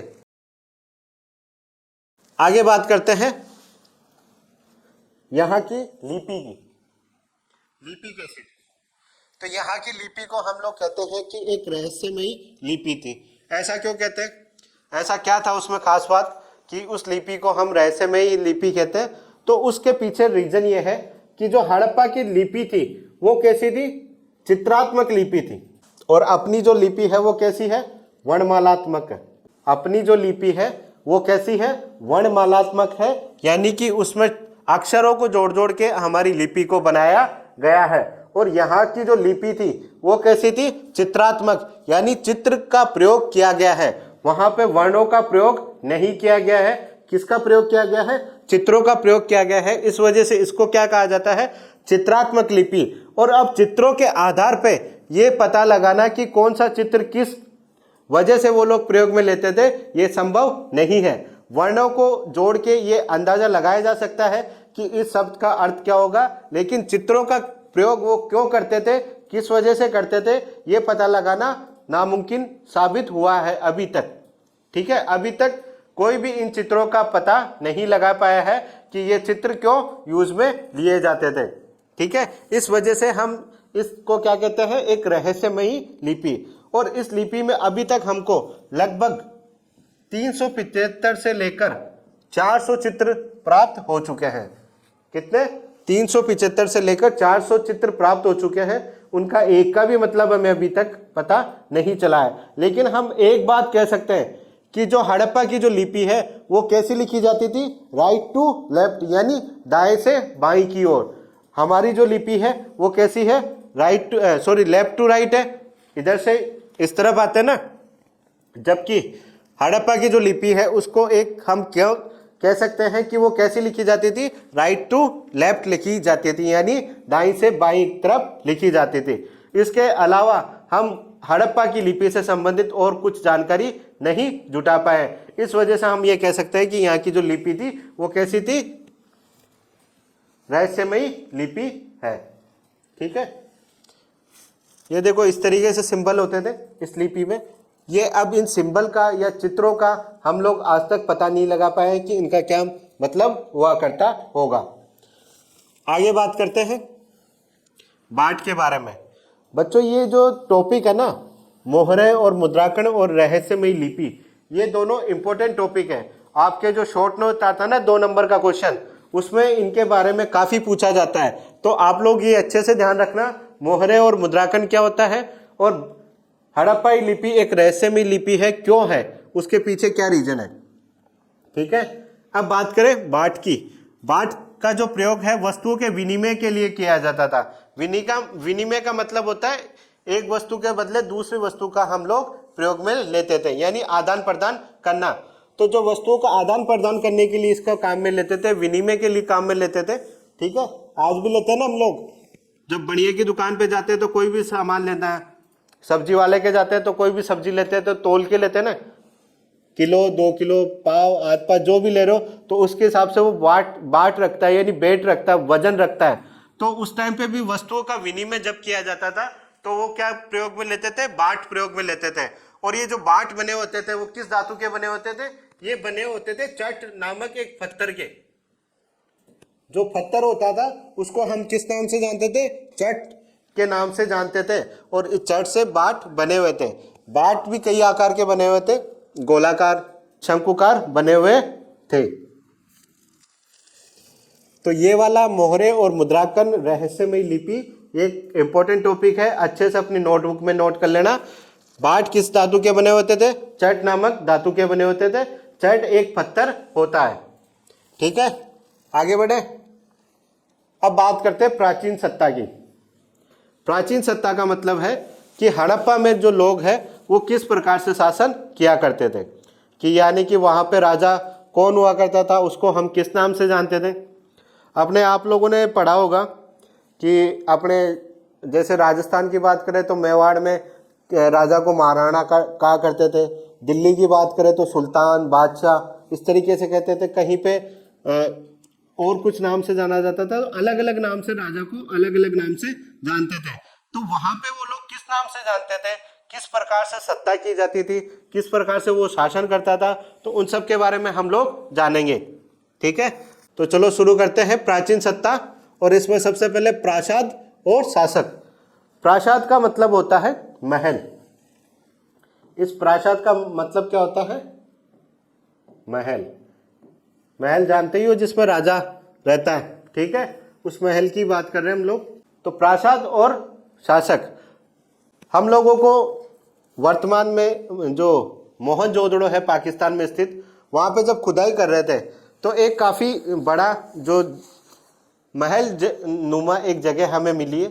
और उसकी जब खुदाई की गई तो वहाँ से एक इस प्रकार से हमें मूर्ति प्राप्त हुई। ठीक है, मूर्ति के अलावा वहाँ पे जो स्थल मिला था, उस स्थल से हमें ऐसा कोई भी खास जानकारी नहीं मिली कि जो ये सिद्ध कर सके कि जो स्थल है वो किसी प्रासाद का या महल का हिस्सा हुआ करता था, या रॉयल दरबार जो है, राजकीय जो दरबार होता है, उसका हिस्सा हुआ करता था। ठीक है, अब बात करते हैं हम इस फोटो के रिगार्डिंग कि ये जो फोटो है किसकी है, ये राजा था या क्या था। इस फोटो का जब हमें मिली तब हम लोग इसका अंदाजा नहीं लगा सके कि ये कौन हुआ करता था, इस व्यक्ति की फोटो वो लोग क्यों बनाते थे। लेकिन बाद में क्या है, इस तरीके की हमें काफ़ी सारी मूर्तियां कहाँ से मिली, मेसोपोटामिया से। और मेसोपोटामिया से जब ये मूर्तियां मिली तो वहाँ पे उन्होंने उसको क्या नाम दिया, पुरोहित राजा। क्या नाम दिया बच्चों, मेसोपोटामिया से इस तरीके की ये जो मूर्ति मिली उसको क्या नाम दिया इन्होंने, पुरोहित राजा। और वर्तमान तक जब तक ये मूर्ति मिली थी तब हमें जो हड़प्पा के लोग हैं वो किस नाम से जानते थे उसका हम लोगों को पता नहीं था। और आज भी हमें एग्जैक्ट नहीं पता कि ये किस की मूर्ति थी। लेकिन हमने क्या किया, जो मेसोपोटामिया जो कि समकालीन सभ्यता थी वहां पे इस तरीके की मूर्तियां हमें काफी मिली है। हड़प्पा सभ्यता में भी फिर इसको हमने किस नाम से जाना, पुरोहित राजा के नाम से ही जाना। अब बात करते हैं जो सत्ता के बारे में कि और यहाँ पे सत्ता के रिगार्डिंग क्या क्या हुआ करता था, राजा किस तरीके से रूल करता था। तो जो पुरातत्वविद है वो राजाओं को लेकर अलग अलग मत रखते हैं। जैसे यहाँ पे तो ये पता चल गया, इसको ये लोग पुरोहित राजा कहते थे। क्यों पता चला? क्योंकि ये मेसोपोटामिया से इस तरीके के हमें स्टेचू मिले थे। अब और जो पुरातत्वविद है वो क्या है, अलग अलग अपने मत देते हैं। कुछ पुरातत्वविद ये कहते हैं कि हड़प्पा के जितने भी स्थल थे, जैसे कि मोहनजोदड़ो, हड़प्पा, कालीबंगा, यहाँ पे क्या हुआ करता था कि अलग अलग राजा हुआ करते थे। हड़प्पा में कोई और राजा था, मोहनजोदड़ो में कोई और राजा था, कालीबंगा में कोई और राजा था और लोथल में कोई और राजा था।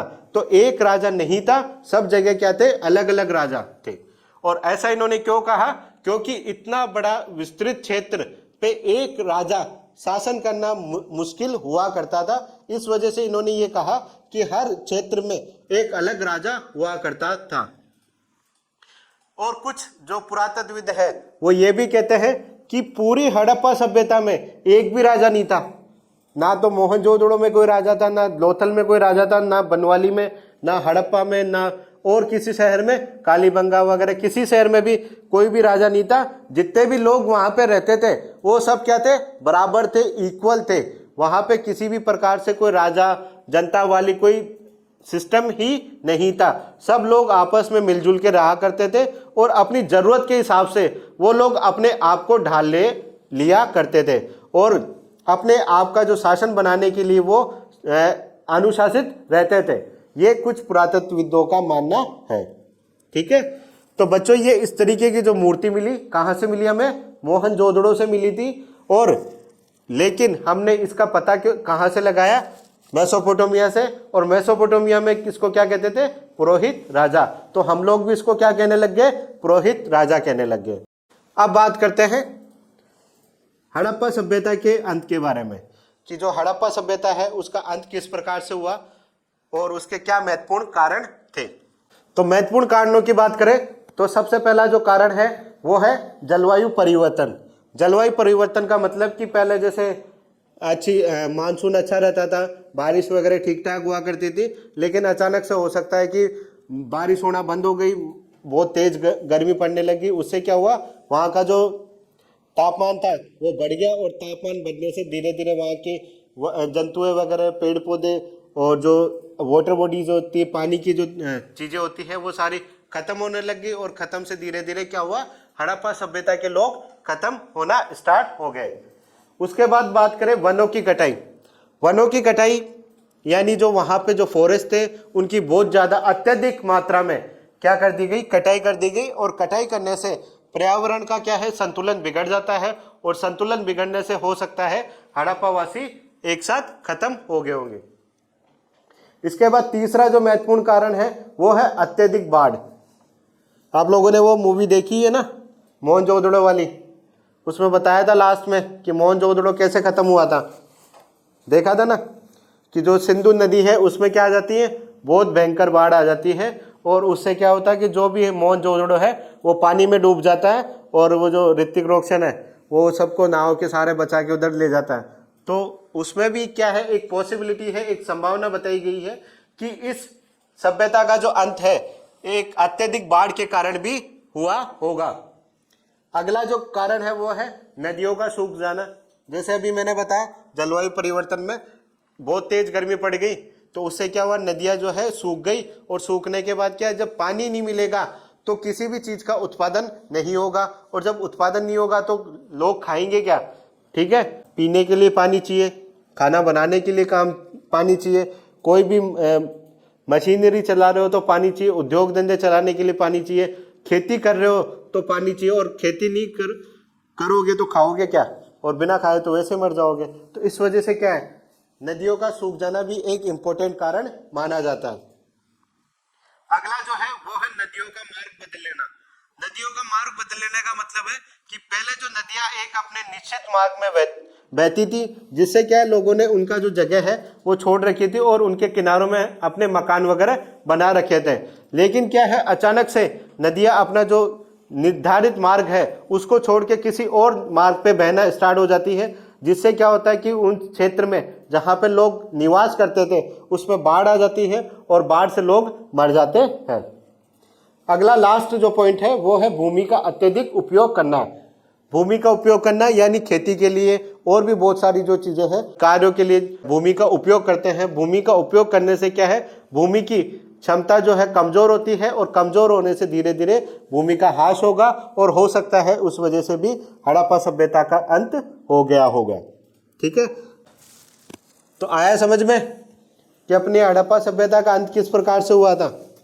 ठीक है, तो अब ये तो आ ही गया होगा हड़प्पा सभ्यता वाला, तो खत्म भी कर दिया हड़प्पा सभ्यता को। अब बात करते हैं कनिंगम के बारे में। बहुत इंपॉर्टेंट टॉपिक है कनिंगम। तो सबसे पहले तो ये पता होना चाहिए हु इज कनिंगम, यानी कनिंगम कौन थे। तो कनिंगम को हम कहते हैं भारतीय पुरातत्व के जनक। इंपॉर्टेंट चीज है ये, अच्छे से नोट कर लेना, स्टार करके लिख लेना कि भारतीय पुरातत्व के जनक किनको कहा जाता है, कनिंगम। और इनको एक कनिंगम या अलेक्जेंडर कनिंगम भी कहा जाता है। और इनको भारतीय पुरातत्व के जनक क्यों कहा जाता है, क्योंकि ये क्या थे, एएसआई के प्रथम महानिदेशक थे। एएसआई का मतलब होता है, अभी मैंने स्टार्टिंग में बताया था, भारतीय पुरातत्व सर्वेक्षण यानी ASI archaeological survey of India. ठीक है, मैंने बताया था आपको कि भारतीय पुरातत्व सर्वेक्षण का काम क्या होता है, पुरामहत्व की वस्तुओं की खोज करना, उनका संरक्षण करना और उनके बारे में जानकारी एकत्रित करना। तो भारतीय पुरातत्व यानी एएसआई का जो जनक माना जाता है वो किनको माना जाता है, अलेक्जेंडर कनिंगम। ये ही एएसआई के प्रथम अध्यक्ष थे। ठीक है, इंपॉर्टेंट चीज है। तो इनको क्या था, जब ये भारत में आए थे, ये एक ब्रिटिश ऑफिसर थे और इनको क्या है, इन सब चीज़ों की खोजबीन करने की बहुत ज़्यादा आदत थी कि ये खोज करते रहते कि पूरा जो वस्तुएं हैं उनकी खोज करते थे, उनके बारे में जानकारी एकत्रित करते थे, ये सब वो लोग किया करते थे। लेकिन उन्होंने क्या है, इन सब चीज़ों के लिए एक माध्यम निर्धारित किया था कि एक बेस निर्धारित किया था। अपन कोई भी मकान बनाते हैं तो उससे पहले बेस बनाते हैं ना, जिसको नींव कहते हैं। और वो नींव क्या थी कि भारत के बारे में अगर जानकारी एकत्रित करनी है तो वहाँ पे जो अलग अलग जो यात्री आए, जैसे चीनी यात्री फाइयान, हेनस्वांग, ये जो लोग आए थे, उनके जो यात्रा वृतांत है, इन्होंने जो बुक्स लिखी उन बुक्स के बारे में पढ़ना, उनसे रिलेटेड जगह पे जाना, ये सब काम करने का था इनका। और साथ ही अपने भारत में जो महाजनपद थे, उन महाजनपदों की जो रिलेटेड वस्तुएं हैं, जैसे कि उनसे संबंधित महत्वपूर्ण किताबें, महत्वपूर्ण व्यक्तियों द्वारा लिखी जो किताबें थी वो, जैसे कौटिल्य की अर्थशास्त्र हो गई, ठीक है, मैगस्थनीज की इंडिका हो गई, इन सब को इन्होंने अपना एक आधार माना। और साथ ही जो इस समय के जो पुरामहत्व के स्थल थे, जैसे पटना शहर आजकल जिसको पहले पाटलिपुत्र के नाम से जाना जाता था, उन सब स्थलों पे ये घूमते थे, वहां पे जानकारी एकत्रित करते थे। और इनका ये मानना था कि भारत की जो संस्कृति है, यानी हम लोगों की जो सभ्यता है, उसकी शुरुआत कहाँ से हुई थी, गंगा के मैदानों से। वो हम लोगों को ये मानते ही नहीं थे कि हम लोग इतने दूर तक फैले हुए थे, इतने ज्यादा एडवांस थे और इतने पुराने थे। इनका ये केवल मानना था कि हमारा जो इतिहास है वो कहाँ से शुरुआत है, महाजनपदों से। महाजनपद यानी 3rd BC से, यानी 3री शताब्दी ईसा पूर्व से, यानी लगभग अपन ज्यादा पुराने नहीं थे, उनके अकॉर्डिंग तो 2-2.5 साल पुराने थे, बस ये मानना था। और इन्होंने ये अपना जो क्षेत्र है उसको भी सीमित रखा था गंगा का मैदान। गंगा के मैदान में ही, जैसे पाटलिपुत्र हो गया, पटना जिसे हम कहते हैं, दिल्ली वगैरह हो गया, मेरठ वगैरह हो गया, यहीं तक वो क्या थे, सीमित थे। और ये मानते थे कि इनका उत्पत्ति यहीं से हुई है। और भारत के बारे में अगर जानकारी एकत्रित करनी है तो इसी क्षेत्र में खोजबीन करनी है। और यहाँ के जो से रिलेटेड जो यात्री आए, हेनसांग वगैरह हो गए, फाइयान हो गए, इत्य सिंह हो गए, इन सब के बारे में जो लिखी हुई जो किताबें हैं उनसे पढ़ के हम भारत के बारे में जान सकते हैं। ठीक है, तो ये इनका भ्रम कब दूर हुआ, इनका भ्रम जब दूर होता है कि इनके पास एक अंग्रेज ऑफिसर आता है और उनको ये मोहर देता है। ठीक है, क्या दे दी, आया ब्रिटिश ऑफिसर और उनको ये मोहर दी कि बोले साहब आप आर्कियोलॉजी बहुत जानते हो, तो बोला थोड़ा बहुत मेरे को भी बताओ कि ये मेरे को मोहर मिली है। और ये जो मोहर मिली थी उस समय कहाँ की थी? हड़प्पा स्थलों के। उस समय हड़प्पा की कोई खोज नहीं हुई थी, लेकिन वहां पे क्या है, कभी कभार कोई वस्तु मिल जाती थी, उसमें से एक मोहर मिली थी। उस मोहर को ये जो पर्सन था वो लेके आया कनिंघम के पास और कहा कि साहब ये बताओ कि ये कब की है मोहर? मेरे को तो पता नहीं, आप आर्कियोलॉजी करते रहते हो, तो बताओ ये कब की है, कितनी पुरानी है।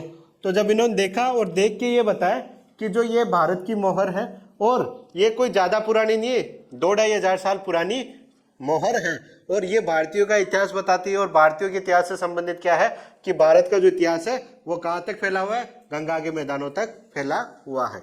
ये इनका भ्रम था। और भ्रम कब दूर हुआ? जब ये सील पकड़ाई, और सील के बाद में जाके जब हड़प्पा नगर खोजा गया, मोहनजोदड़ो खोजा गया, उसके बाद ये अनाउंस किया गया, ये उद्घोषणा की गई कि भारत की जो सभ्यता है वो केवल गंगा के मैदानों तक सीमित नहीं थी, वो उससे भी बहुत ज्यादा दूर तक विस्तृत थी।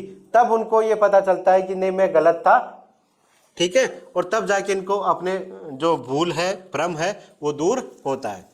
ठीक है, तो कनिंघम के बारे में कुछ इंपॉर्टेंट टॉपिक है, वो ये है कि इनको भारतीय पुरातत्व का जनक कहा जाता है, और ये भारतीय पुरातत्व सर्वेक्षण के प्रथम महानिदेशक थे। इन्होंने ही भारतीय पुरातत्व सर्वेक्षण का स्थापना में काफी बड़ा योगदान दिया था। अब बात करते हैं टीला। तो टीला क्या होता है? डेफिनेशन नोट कर लेना आप लोग अच्छे से। जब लोग एक ही स्थान पर नियमित रूप से रहते हैं तो भूमिखंड के अनवरत उपयोग तथा पुनः उपयोग से आवासीय मलबों का निर्माण हो जाता है, जिन्हें हम क्या कहते हैं? टीला कहा जाता है।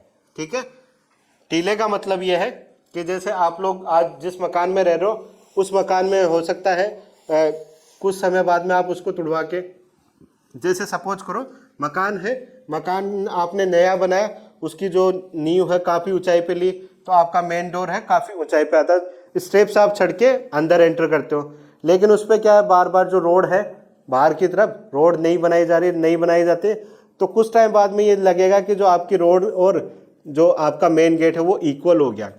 ठीक है, तो वो जो रोड पे बार बार जो रोड बनाई जा रही है ना, तो उससे जो स्टेप, जो नीचे जो जगह है वो दबती हुई जा रही है ना, तो उस जगह को हम क्या कहते हैं?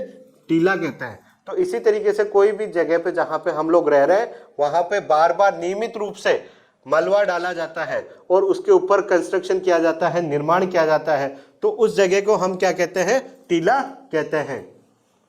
ठीक है, आ गया बच्चों समझ में? आगे बढ़े तो चलो बढ़ते हैं। अब एक और महत्वपूर्ण व्यक्ति के बारे में पढ़ते हैं। वो थे कौन? Sir John Marshall. Sir John Marshall के बारे में मैंने आपको पहले भी बताया था। कौन थे सर जॉन मार्शल? कौन थे? मैंने बताया था ना, हड़प्पा और मोहनजोदड़ो की जब खोज करी थी तो एएसआई के महानिदेशक कौन थे? Sir John Marshall. ठीक है, तो एएसआई के क्या थे? ये महानिदेशक। इसके अलावा ये पेशेवर पुरातात्विक थे, सॉरी पुरातत्वविद थे। क्या थे ये? पुरातत्वविद। ये क्या थे? प्रथम पेशेवर पुरातत्वविद थे। यानी कि जो इनसे पहले थे, यानी जो कनिंघम साहब, वो किसी बाई प्रोफेशनल ऐसा कोई खास उनको एक्सपीरियंस नहीं था इस काम में। वो क्या है, बस उनको एक इंटरेस्ट था तो काम करने लग गए। कि जैसे आपको किसी को गाने का शौक है तो गाना स्टार्ट कर दिया, लेकिन आपने गाना कहीं पे सीखा नहीं, तो आप क्या हो गए? एक नॉर्मल काम चलाओ सिंगर हो गए। लेकिन प्रोफेशनल सिंगर कौन होता है? जो सिंगिंग से रिलेटेड चीज़ों को सीख के आता है, उनकी बारीकियों को सीख के आता है, वो क्या कहलाता है? Professional singer. तो उसी तरीके से जो आपके सर जॉन मार्शल थे वो क्या थे? प्रथम पेशेवर पुरातत्वविद थे, यानी प्रोफेशनल थे वो। उन्होंने पुरातत्वविद से संबंधित क्या काम किया जाता है उनकी बारीकियों को सीखा था। ठीक है, तो इस वजह से इनको क्या कहा जाता है? प्रथम पेशेवर पुरातत्वविद। आगे बात करें तो इनको एक्सपीरियंस की बात करें तो इंडिया में आने से पहले ये इनको कहाँ का एक्सपीरियंस था? यूनान और क्रीट का। यूनान जिसको हम एथेंस के नाम से भी जानते हैं वर्तमान में, और क्रीट, यहाँ पे इन दोनों देशों में इन्होंने क्या किया था? काम किया था। तो वो अपना अनुभव इन्होंने भारत में इस्तेमाल किया। साथ ही दैनिक जीवन की पद्धतियों को जानने को इच्छुक थे। मतलब जैसे अभी मैंने बताया कनिंघम का क्या था कि वो ये देखते थे कि जो यात्री आए उन्होंने क्या लिखा उससे संबंधित वो बातों को फॉलो करते थे।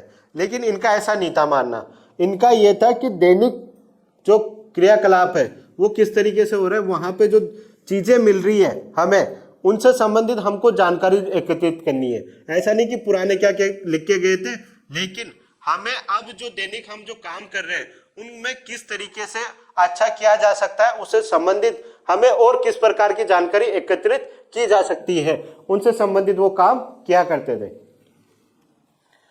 आगे, पूरा स्थल के स्तर विन्यास को पूरी तरीके से अनदेखा कर पूरे टीले में समान परिणाम वाली नियमित क्षैतिज इकाइयों के साथ साथ उत्खनन करने का प्रयास किया। ये इनका क्या था, ड्रॉबैक था, यानी माइनस पॉइंट था कि इन्होंने क्या काम किया था, स्तर विन्यास को पूरी तरीके से अनदेखा कर दिया था।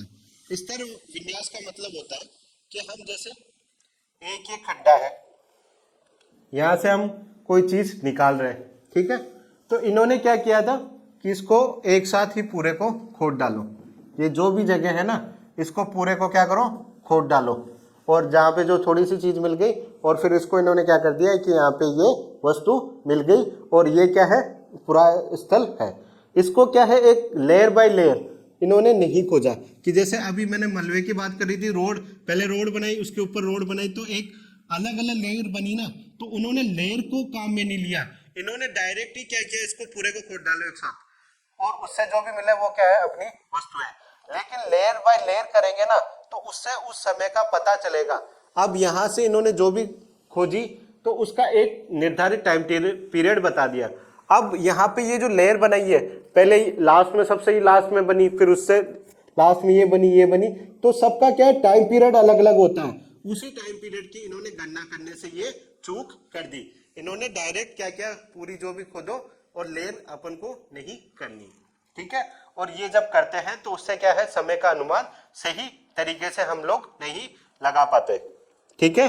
तो ये था इनका माइनस पॉइंट, ड्रॉबैक, ठीक है। तो ये था सर जॉन मार्शल के बारे में कि सर जॉन मार्शल भी एक बहुत इंपॉर्टेंट व्यक्ति हुआ करते थे अपने, और क्या थे, एएसआई के महानिदेशक, प्रथम पेशेवर पुरातत्वविद। इनका एक्सपीरियंस की बात करें तो यूनान और क्रीट में इनको एक्सपीरियंस था काम करने का। दैनिक पद्धतियों का ये क्या करते थे, यूज में लेते थे, लेकिन इन्होंने स्तर विन्यास को पूरी तरीके से क्या कर दिया, इग्नोर कर दिया, ठीक है। ये इनका माइनस पॉइंट था। अब आगे बात करें नई तकनीक। सर जॉन मार्शल थे, उन्होंने जो भी काम किया कर लिया। अभी जैसे मैंने बताया, उन्होंने लेयर्स का डिवाइडेशन नहीं किया था, लेयर्स को अच्छी तरीके से नहीं खोजा था। उसके बाद में इस जो तकनीकें हैं वो चेंज होती है, और चेंज होने में सबसे इंपॉर्टेंट जो रोल होता है वो होता है REM व्हीलर का। 1944 को ये RM व्हीलर जो क्या बनते हैं, ASI के महानिदेशक बनते हैं। और REM व्हीलर क्या बनते हैं, महानिदेशक बनते हैं। ये ध्यान रखना बच्चों, ये कब बने थे, 1944 को बने थे, सर जॉन मार्शल के बाद में बने थे, ठीक है। और ये एक ब्रिटिश ऑफिसर थे, आर्मी में थे। तो इन्होंने क्या है, अपने आर्मी का जो डिसिप्लिन है उसको अपने जो आर्कियोलॉजी का जो चीजें हैं उसके साथ इन्होंने मैच करने की कोशिश करी। जो डिसिप्लिन है उसको मैच किया है यहाँ पे, और मैच करके जो सर जॉन मार्शल का जो ड्रॉबैक था, स्तर विन्यास वाला जो कमी थी, उसको इन्होंने क्या किया, दूर किया। कि जो इस तरीके से जो खड्डा खोदा गया है उसमें जो लेयर वाइज लेयर की जाएगी, खुदाई की जाएगी, और उससे वस्तुओं के समय का जो आकलन सही प्रकार से किया जाएगा, ठीक है। उनकी तरह एक तरीके से नहीं कि बिल्कुल एक साथ खोद दो, जो वस्तु मिली एक ही समय की, नहीं। इन्होंने क्या किया, लेयर वाइज लेयर खोद देंगे, उससे क्या होगा, समय वस्तु की समय का पर्याप्त रूप से गणना की जा सकती है, उचित रूप से गणना की जा सकती है। तो इन्होंने इनकी जो समस्या थी, सर जॉन मार्शल की जो कमी थी, उसको इन्होंने क्या किया, दूर किया। किन्होंने, REM व्हीलर। कब बने ये, ASI के डायरेक्टर जनरल यानी महानिदेशक 1944 में, ठीक है। आया समझ में, कोई दिक्कत यहां तक तो नोट करो ये अपनी कॉपी में। चलो आगे बढ़ते। खोजों का वर्गीकरण। अपन को जो भी साक्ष्य मिलते हैं उनका क्या है, वर्गीकरण किया जाता है। और वो वर्गीकरण किन आधार पे किया जाता है तो बात करते हैं। तो खोजों का वर्गीकरण एक सामान्य सिद्धांत जैसे पत्थर, मिट्टी, धातु, अस्थि, हाथीदांत आदि के संबंध में होता है। यानी कि हमें जो भी सामान मिला, जो भी साक्ष्य हमको उपलब्ध हुए, जैसे मृद भांड मिले, जो ज्वेलरी आइटम है वो मिले, दर्पण मिला, मिट्टी की जो चक्कियाँ हैं वो मिली, सुइयाँ मिली, जो भी हमें वस्तुएं मिली उन सब का क्या किया हमने, अलग अलग कर लिया। कि जैसे मिट्टी की वस्तुएं कौन कौन सी मिली उनको एक तरफ कर दिया। धातु की बनी हुई, धातु में भी ये देखा कि कौन सी अलग है, कौन से सोने की है, कौन से तांबे की है, कौन से किसकी है, उनको अलग अलग कर दिया। और इस तरीके से और भी जो भी चीज़ें मिली कि किस किस चीज़ों की मिली है, तो उसको जो बनने की जो चीज़ें हैं, कच्चा माल किसका था, उसके आधार पे उनको क्या कर दिया हमने, वर्गीकृत कर दिया। ठीक है। उसके बाद में फिर किया जाता है दूसरा इस्तेमाल। दूसरे इस्तेमाल में बात करें, जैसे मिट्टी की वस्तुएं थी, मिट्टी से बनी हुई वस्तुएं, उनका प्रयोग किस चीज में लिया जाता है। जैसे मृद भांड है, पानी पीने के काम में लिया जाता है। मर्तबान है, बर्तन जो है वो किस काम में लिए जाते थे। तो इस हिसाब से फिर उनकी अलग कैटेगरी बनाएगी, उनका अलग वर्गीकरण किया गया है। ठीक है। तो वर्गीकरण का जो प्रथम सिद्धांत है वो क्या है, पत्थर, मिट्टी, धातु, अस्थि, हाथीदांत आदि के संबंध में होता है। इससे संबंधित जो भी वस्तु होती है उनको अलग अलग कर लिया जाता है। दूसरा क्या है, और भी अधिक जटिल हो जाता है, यानी उनकी उपयोगिता से संबंधित। जैसे मैंने बताया मिट्टी की वस्तुएं हैं, तो वो मिट्टी की वस्तुएं किन किन चीजों के उपयोग में आ रही है, खाने के काम में आ रही है, पानी पीने के काम में आ रही है, या और कोई पेय पदार्थ पीने के काम में आ रही है, तो उनके आधार पर उन वस्तुओं का और वर्गीकृत किया जाता है। तो ये था हमारे खोजों का किस प्रकार से वर्गीकरण किया जाता है। पहला सिद्धांत यह कहता है कि जो भी पदार्थ है वो किसके बने हुए हैं उसके आधार पर उनको वर्गीकृत कर दो। दूसरा होता है उनकी उपयोगिता के आधार पे। पहला होता है प्रयुक्त पदार्थ के आधार पे, दूसरा होता है इनकी उपयोगिता के आधार पे। ठीक है। इस तरीके से जो उपलब्ध साक्ष्य है उनका वर्गीकरण किया जाता है। आया समझ में? तो नोट कर लिया क्या आपकी बुक में, सॉरी नोटबुक में? तो कर लो जल्दी। आगे बढ़ते अपना लास्ट टॉपिक। ठीक है। तो हड़प्पा सभ्यता का अंत करते हैं। वाक्य की समस्या। देखो क्या है, हमको जो भी चीजें मिली स्पष्ट रूप से मिली, उनका हमने क्या है वर्गीकरण कर दिया, उनके बारे में बता दिया कि ये किस चीज में प्रयोग में आती थी, कहाँ से यूज में लिया करती थी, ये सब बता दिया। लेकिन फिर भी कुछ हमारे पास ऐसे साक्ष्य मिले जिनको हम स्पष्ट रूप से नहीं कह पाए, बता पाए कि ये किस चीज में प्रयोग में लिया जाता था। जैसे ये वस्तु मिली, एक मोहर मिली, एक ये मूर्ति मिली, उनके आधार पे हम लोग ये नहीं कह पाए कि क्या था। ठीक है। अभी जब ये मूर्ति मिली थी, इस मूर्ति को हमने क्या देख के अंदाजा लगाया। आजकल जब भी कोई भी हम मूर्ति वगैरह देखते हैं तो उसमें क्या होता है, किसी भी देवी की मूर्ति हम लोग देखते हैं तो उसमें क्या होता है कि मुकुट पहनी हुई होती देवी, उसके गले में काफी सारी ज्वेलरीज होती है, ड्रेस सब अच्छी पहनी होती है नहीं होती, होती है ना, मुकुट लगा रहता है, ज्वेलरी काफी बड़े बड़े हार पहने हुए होते हैं, इसके अलावा ड्रेसअप वगैरह अच्छा होता है। तो उसी के आधार पे हमने ये लगाया कि ये भी क्या है, कुछ उसी तरीके से दिख रही है। ये देखो ऊपर मुकुट दिख रहा है ना, उसके बाद में ये कुछ हार की तरह लग रहा है, नहीं लग रहा है, तो ये क्या है, हार है। तो इस आधार पे हमने ये कहा कि हो सकता है ये वहां की कोई मात्र देवी होगी या कोई कुल देवी हो सकती है। ठीक है। फिर इधर बात करें मोहर की, तो ये मोहर में ये देखो बीच में यहाँ पे ये वाला, तो ये वाली अगर आप लोगों ने पोजीशन देखी होगी, जनरली क्या है, साधु संत करके बैठे रहते हैं, ऐसे तपस्या करते हैं ना। और शिव जी के आपने देखा होगा, शिव जी कैलाश पे बैठ के इस तरीके से तपस्या करते रहते हैं। तो जो उस तपस्या के आधार पे इन्होंने ये कहा, क्या कहा कि ये किसकी मूर्ति है, आर्द्र शिव की है, यानी शिव की मूर्ति है जो किस में बैठे हुए, तपस्या में बैठे हुए हैं। तो इस तरीके से हमने कुछ चीजों का हमने अंदाजा लगाया। स्पष्ट रूप से नहीं कह सकते थे, लेकिन कुछ वस्तुओं का हमने, आज की जो वस्तुएं उपलब्ध है उनके आधार पे हमने अंदाजा लगा के ये कहा कि ये इस काम में प्रयोग ली जाती होगी। ठीक है। आया समझ में? तो यहाँ पे आपका हड़प्पा सभ्यता का जो टॉपिक है ईंटें, मनके और अस्थियां, वो समाप्त हो जाता है। और मैं उम्मीद करता हूँ आपको आज के बाद हड़प्पा सभ्यता वाले चैप्टर में किसी प्रकार की कोई दिक्कत नहीं होगी। ठीक है, थैंक यू।